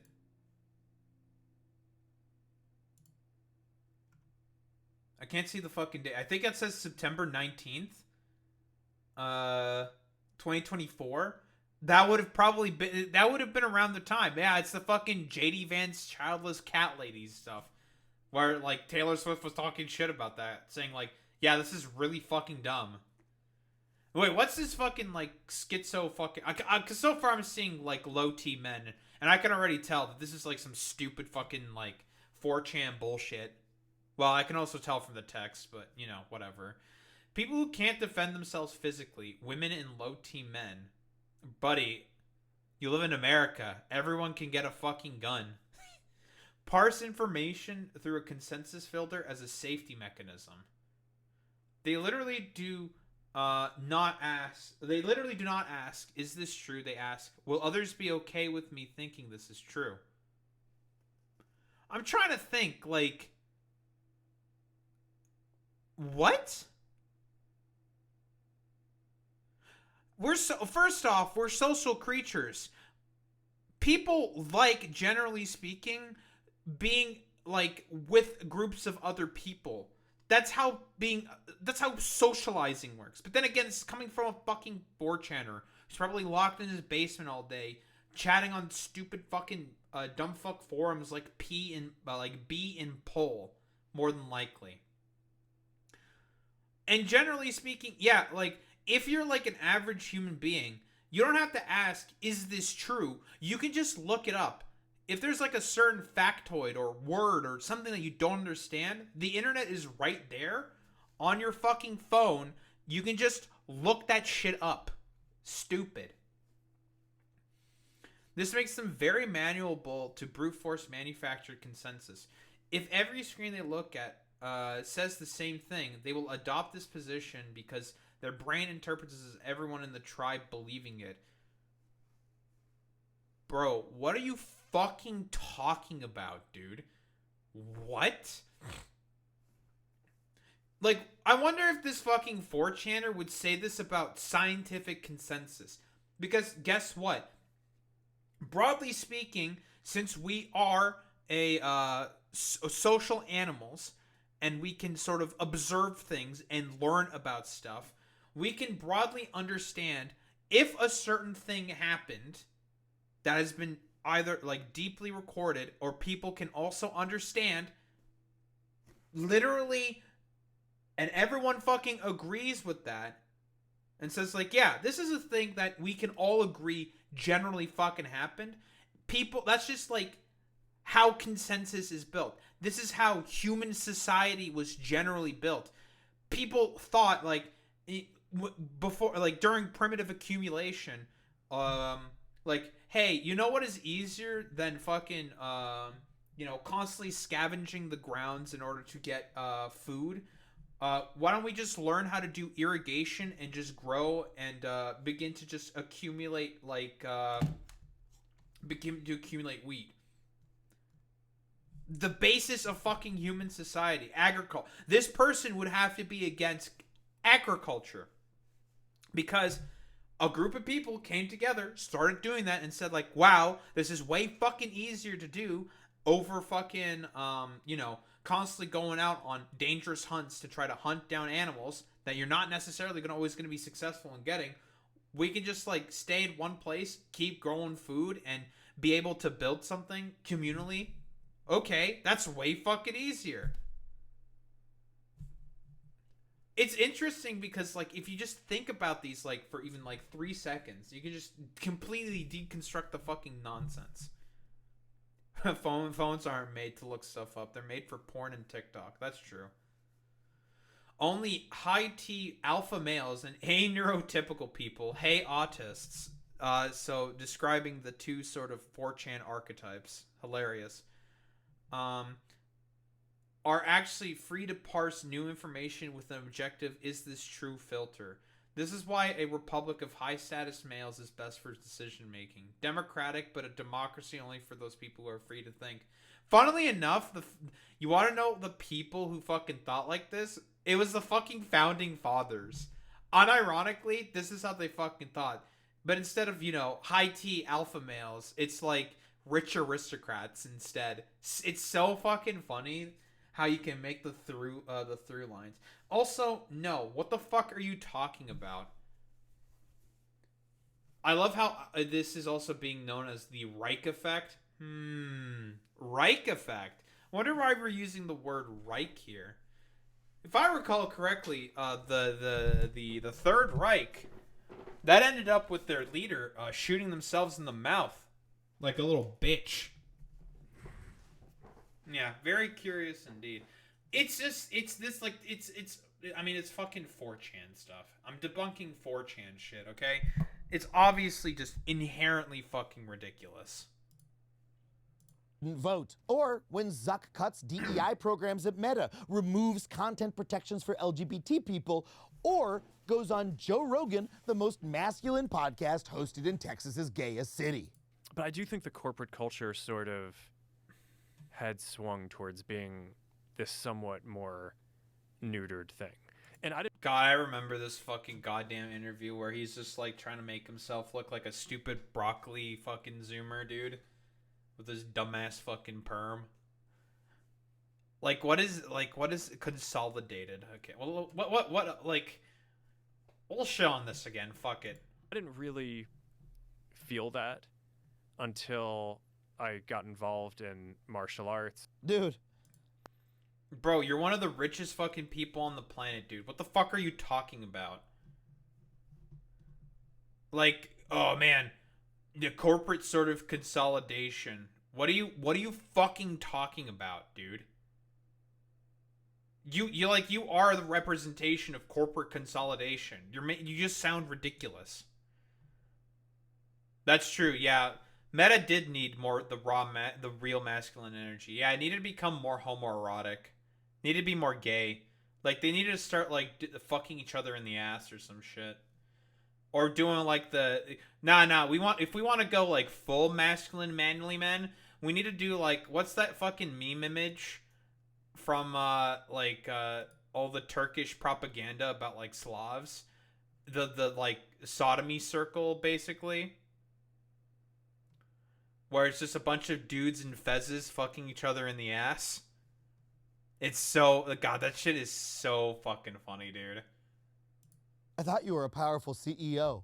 You're telling me you'd take one jujitsu class in a strip mall and change the entire way you run your business? That's pathetic. That's your problem isn't stupid, masculinity. It's that you stole our data and your metaverse sucks. And I'm True. sorry, you can't complain about your corporate culture not being manly. Bro, like literally the metaverse, like fucking Zuckerberg was not complaining, but bragging about like, guys, we got legs, bro. Oh, dude, we have legs now. It's just like, are you fucking for real, dude? Wild. Enough when nearly 2/3 of your employees are already men. Then, as in any conversation between two real manly men, hunting came up, and Mark brought up his favorite weapon, the bow. Although my favorite is bow and arrow. I've sim raced on my HTC and that's Vive, I think pretty like awesome. the most amazing. That feels like the most kind of sporting. And hey, that's cool as hell. Killing Bow. an animal with a gun, easy, but using a bow and arrow, that's personal, visceral. That is the most manly way Bows for are men pretty to cool. hunt. Unless, of course, I've used you're a bow lying before. about They're it. fun. What kind of bow do you have? Gosh, I didn't get to do it this season, but I remember this. You can't answer the question, dude. Honestly, that's the most manly way, right? You run up to a fucking deer, fucking pelt it with rocks. You run up, go fucking full caveman man, but like, ugh! Fuck you! Get brained, idiot! Do you know the company that makes it? not off the top of my head. I have a few. You have to know. Yeah, no, this is embarrassing. This is embarrassing. I can get you hooked up. Yeah, it works. I mean, why lie about this? Why? It's like Mark caught a stomach bug that makes him incapable of holding down his own dignity. He just has to barf this embarrassing shit out. It is utterly humiliating. But you know what? It's also typical. Musk and Zuck aren't outliers. See, as much as I like to make fun of these guys, it's not entirely their fault. You may be also wondering why is Bezos not really getting mentioned all that much. He hasn't really made the sort of dude bro circuit. Bezos, for the most part, kind of just keeps to himself and just prefers to post thirst traps with, like, I don't know, supermodels or some shit. I don't know. It's weird. Still very fucking weird. And it is like this sort of idea of, like, you know, the patriarchal want and display to sort of have to project yourself and whatnot in order to show your masculine superiority or whatever the fuck. But, you know. You've seen the new woman Bezos is married to, right? No. Jeff Bezos' wife. Who is it this time? Mackenzie Scott. Dude, that's fucking crazy. So much Botox that there's anything wrong with it, but of course, Jesus fucking Christ, it tracks. No, that's his ex. Wait, who's his fucking, who's the current one? Yeah, that's the one he divorced from, right? Lauren Sanchez. Wait, no, yeah, those are the same images I saw. Yeah, dude, she's fucking definitely got work done. There's no fucking way, right? She got fucking work done for sure. What, is she like a model or some shit? That's my assumption. It's also just this thing to show off your body if you really worked hard for it, so that's also a factor I won't completely ignore. Yeah, there's nothing wrong with like showing off your fucking gains, obviously. But it gets like kind of weird if like that's like the only thing that you're generally doing in public fucking life. That you just keep showing off your fucking gains or like whatever the fuck you do with your space fucking company or some shit. It's weird. Because it's meant to sort of display like, yeah, I'm really like masculine and cool. Look at me. And he's like 61 years old. It's weird. Fragile masculinity is something that society does to men, that it inflicts upon us. I mean, hell, our own families do it to us. Elon is this way because he was bullied and abused as a child. First and foremost by his macho, overcompensating, flailing businessman of a dad. Well, I mean, what else does he really have to show off in all reality? Like, the man can get anything he wants. That is also true, Zane. You are correct there. But the thing is that you can also just not show off. What other fucking billionaire does show off like Jeff Bezos? Not really many, right? Most of them are just like curmudgeonly, like fucking weirdo, annoying old fucking like adrenochrome drinkers. Peter Thiel doesn't really do any show offs because he knows, like, if he does, he comes off as like really fucking weird looking. Yeah, we've all seen that man Peter Thiel speak. He can't fucking do it. We understand where like the sort of like progenitor of like Elon Musk is. Like it's fucking like Peter Thiel. They did used to be fucking butt buddies. Dave Rubin interviewed Thiel this week. Content, baby. I would rather die than watch that. I'm not gonna lie. That can also lay into fragile masculinity, though. The only thing he has to show off is masculinity. Yeah, exactly. And it's also that's like it plays into the fucking patriarchy, right?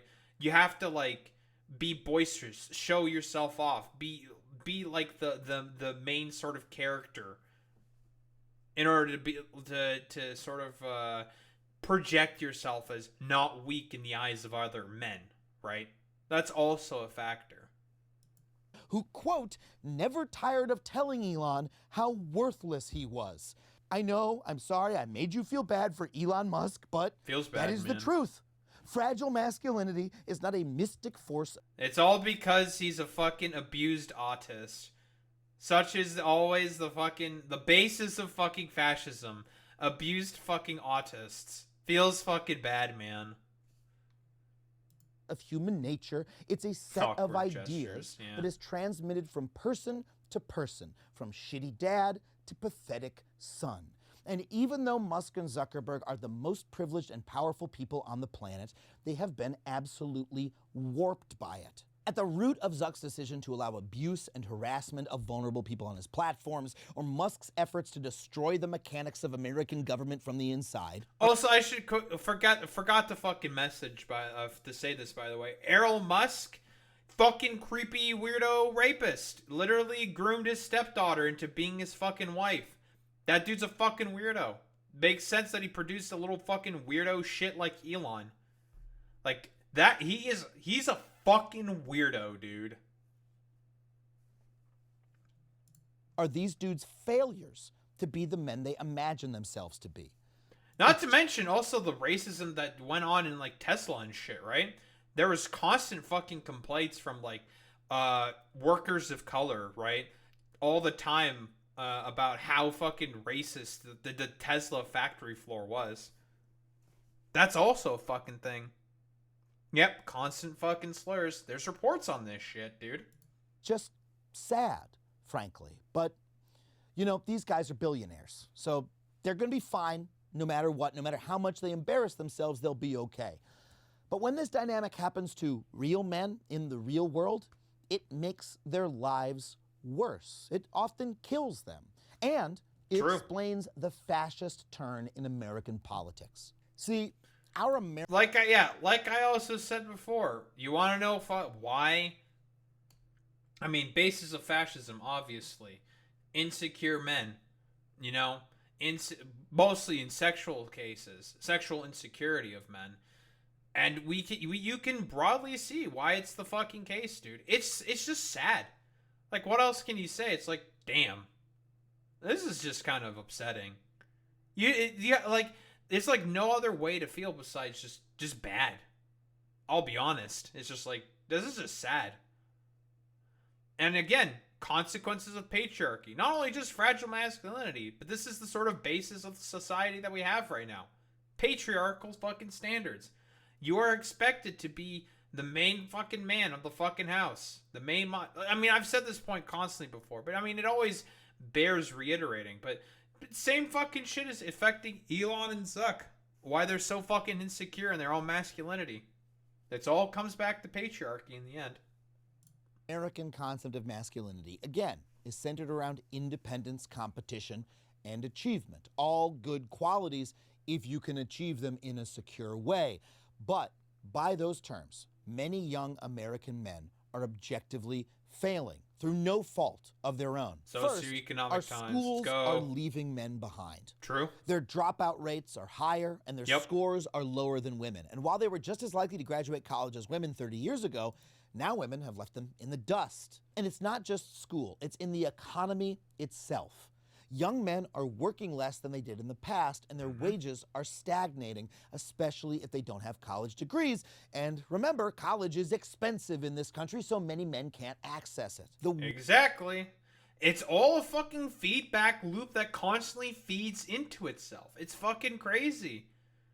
A lot of men just get their GED, get like a dead-end job, because the only way you're going to get a good job, unless you get lucky, or you know a guy, or you're rich,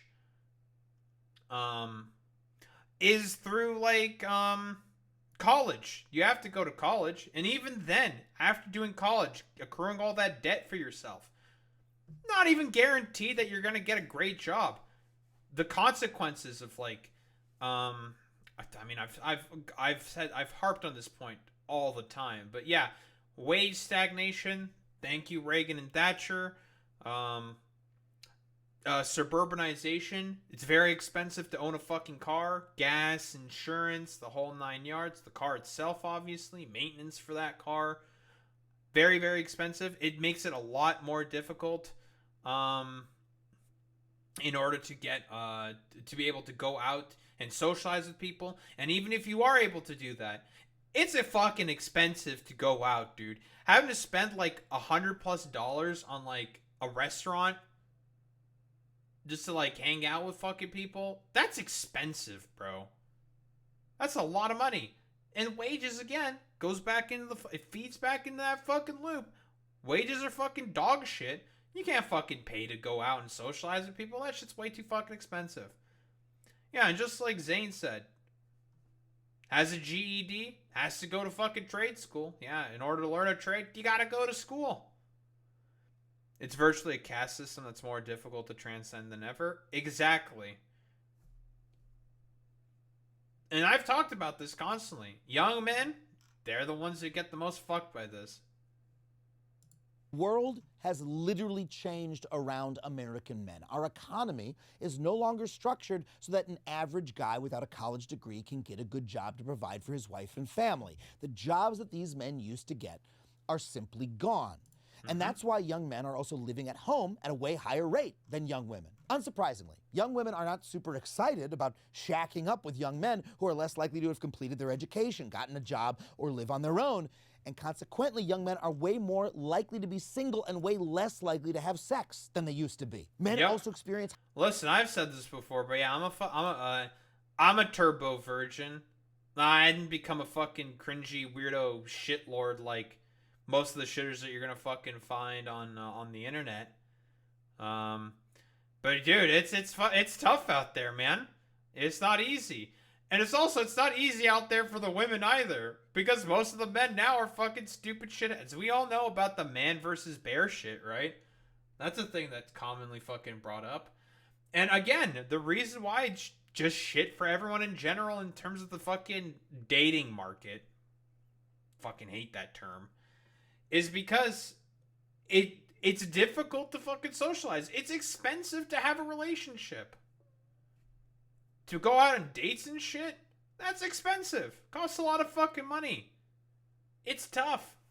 And especially because of like a lot of patriarchal standards that have also been drilled into women.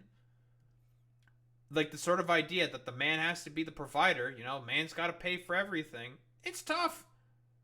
Luckily, this is young people are the ones who have started sort of breaking this system, recognizing that, hey, like, we understand, like, the economy is shit, your future is bleak, like, we have to, like, work together to try to survive. Like, yeah, you know, we'll split the bill. That's okay. In India, this has only accelerated arranged marriage, and as a result, domestic violence and child abuse. Yep. Also, it exacerbates caste segregation. It honestly, it is just it's the same shit in fucking, even over here, without the fucking caste system. Guys don't know how to date and easily get shit on if they try. Exactly. If you do something cringy in front of a fucking girl, guess what? You get made fun of all the fucking time. That is also fucking happens constantly.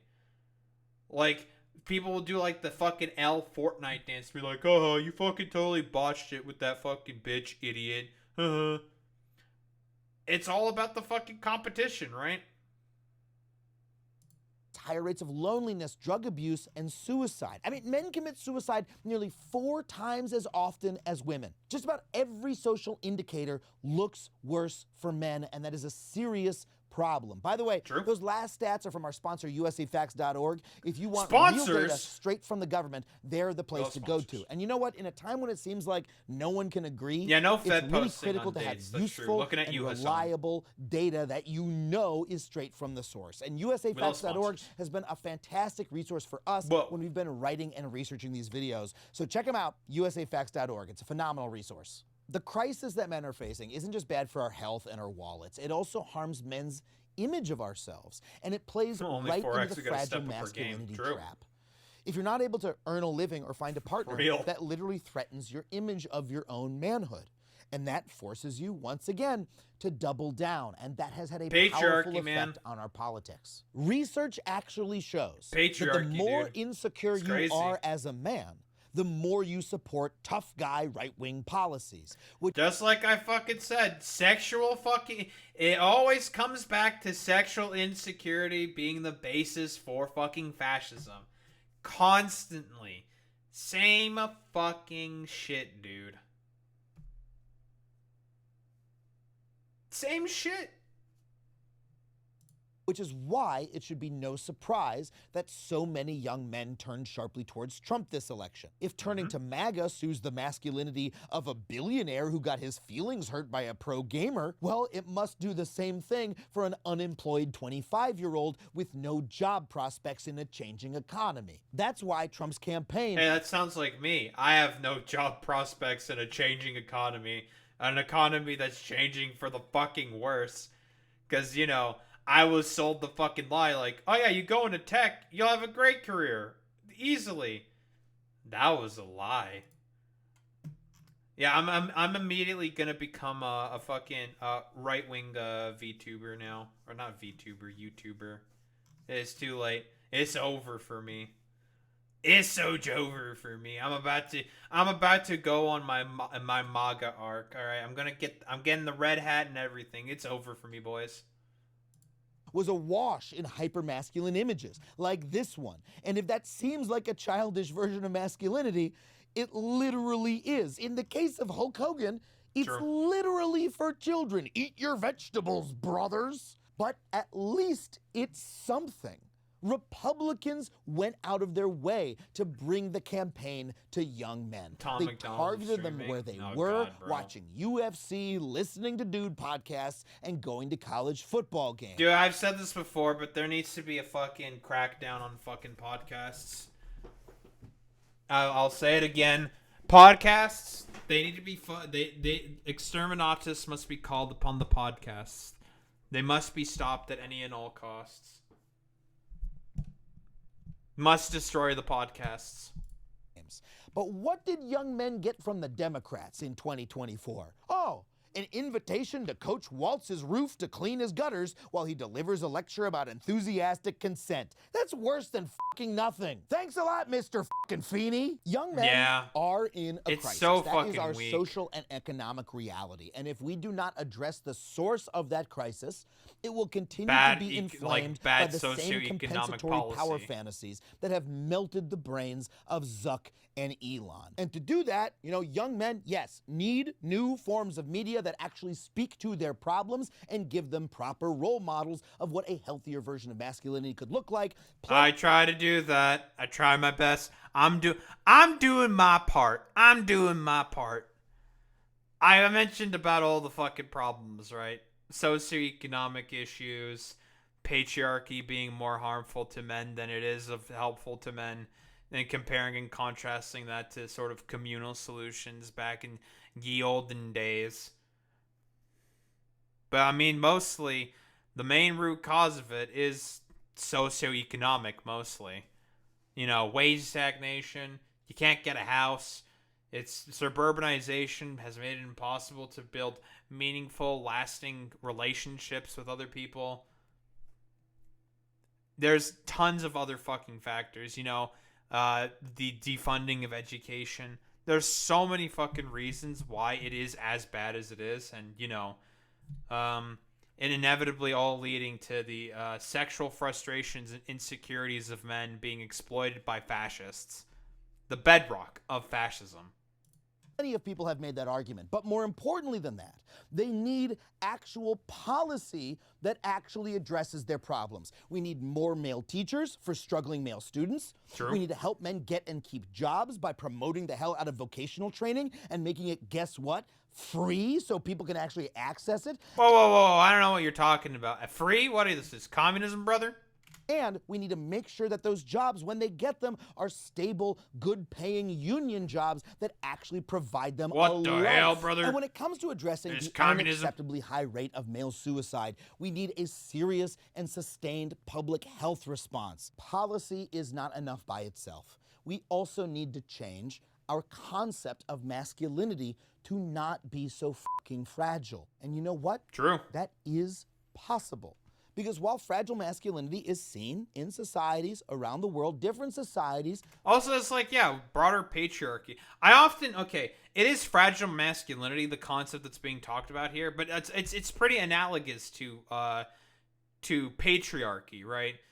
I guess, like, patriarchy is not really necessarily being used because that's sort of like a poison term and it's going to be an instant fucking turnoff, right? But, like, same fucking concepts, man. Same shit. Buy into it more or less. And you know what makes them buy into it less? Gender equality. That's right. Countries with higher levels of gender equality have lower levels of fragile masculinity, have more secure masculinity in their male populace. Yeah, it turns out that oppressing women and queer people doesn't strengthen your manhood. It only makes you more fucking insecure. Kind of makes sense, right? I mean, guys who are secure in their masculinity are generally less likely to bully a gay teen in the cafeteria. That's true. And that means that we are not stuck. Listen, I bully gay people in my chat all the time. I call Boy Meets Mini cringe all the time. Think about it. Fallout 76 has an army training quest in it, where one of the exercises is identifying which person is a communist. It's between a football player, Chinese American kid, and a white kid whose dad is a union miner. Guess what the answer is? Let me guess. It's the fucking Chinese American kid. Is it the Chinese American kid? No, really. What is it? It's the union then. I'm surprised they didn't go like that explicit with it. That I'm surprised about. But thus the writers make bangers sometimes. That's true. That would have also been a fucking banger as well, right? If they go with like the sort of like, yeah, communists often being used as a pejorative for racism. Stuck. we can escape the trap of fragile masculinity by treating everyone in society with fairness and empathy. And that means... Because in Fallout universe, there's a lot of anti-communist racism against Chinese people. That when these supposed... Yeah, that's because of the story of because of like the big war that America and China have, blah, blah, blah. Yeah, we're getting sidetracked.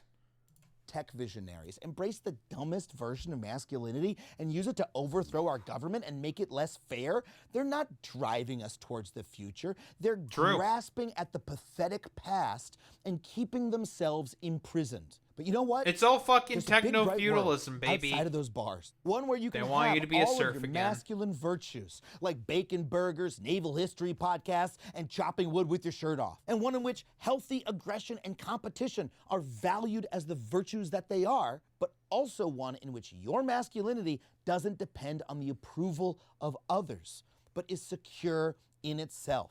So you know what? I think we need to thank Elon Musk and Mark Zuckerberg. Because in their pathetic, grasping insecurity, it turns out they're actually the perfect people to teach us the truth about fragile masculinity and how it imprisons us, and to help us chart a path out. Go for it. Same thing also happened in like the first Trump term. We all understood how like cringe fucking Donald Trump eventually became. The problem is that fucking because the Democrats fucking suck at everything. They did a rather wretched job at being able to fucking like properly sort of message that, separating the Trump as an aberration from the rest of the Republican Party, when this is just like conservatism in the Republican Party in general, preying on sexual insecurity of men all the time, their insecurities on literally anything as a basis for a political movement. Unfortunately, Democrats, they'll never it's such an easy political RKO, but they'll never fucking seize that opportunity because they suck. For it, guys, keep embarrassing yourselves in public. It's pretty fun to watch. I want to see you guys windsurf. I want to see you try to do porn and be bad at it. I want to see you go to a biker bar, smash a bottle on the table, and challenge those dudes to a fight. Because you know what? You'll get the shit beaten out of you, but all of us will laugh, and we'll all learn something. True. All right. Hooray. Video complete. It's a very good video. Big fan. Fantastic. Excellent. Love me some Adam Conover content. I guess we can just get into a conclusion. Fragile masculinity, patriarchy, whatever term it can be called. I guess fragile masculinity is sort of the more correct psychological term to sort of explain the phenomenon. Very, very emblematic of the sort of current times, sort of malaise that we find ourselves in, right? We all have a broader understanding that fucking sexual insecurity is the basis for fucking fascism. And there's a lot of fucking goddamn complicated factors. Looking at you, Ronald Reagan, for why the fuck this is all the fucking case. Thank you, Reagan and Thatcher. It's more difficult to hold down a good job. It's more difficult to fucking get good education, good job prospects. All that fucking shit. All of that fucking shit, to be honest. It's hard out there for men. Education being worse, leaving men behind. There's constant factors that I can just keep going into over and over and over again, and these sort of root bases for as to why that's the case.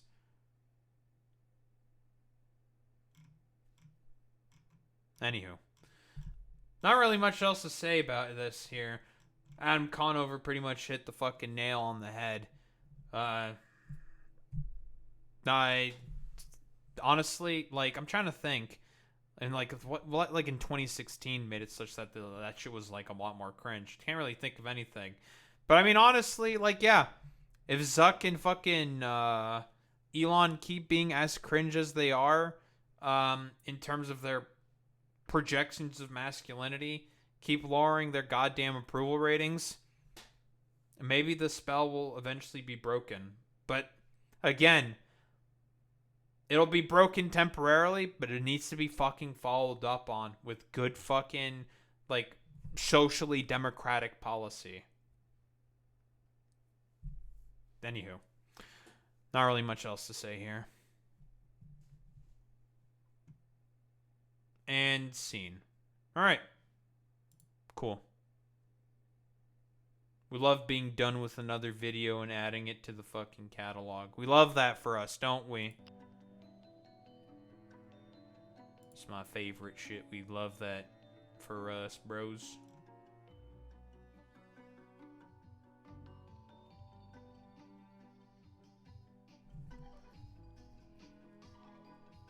Alright. Who are we raiding into today?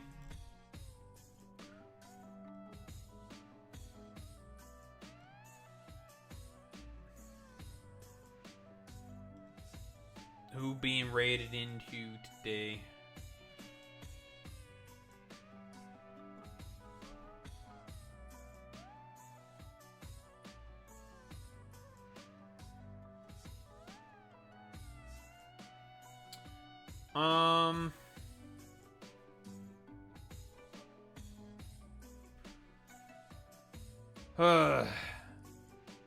Yeah, we'll go over this dumbass fucking joint address probably tomorrow. Go through all the fucking highlights probably.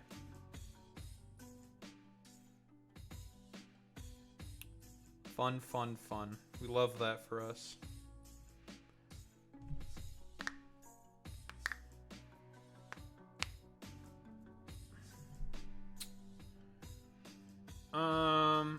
Why don't we raid into someone who's not covering the State of the Union right now?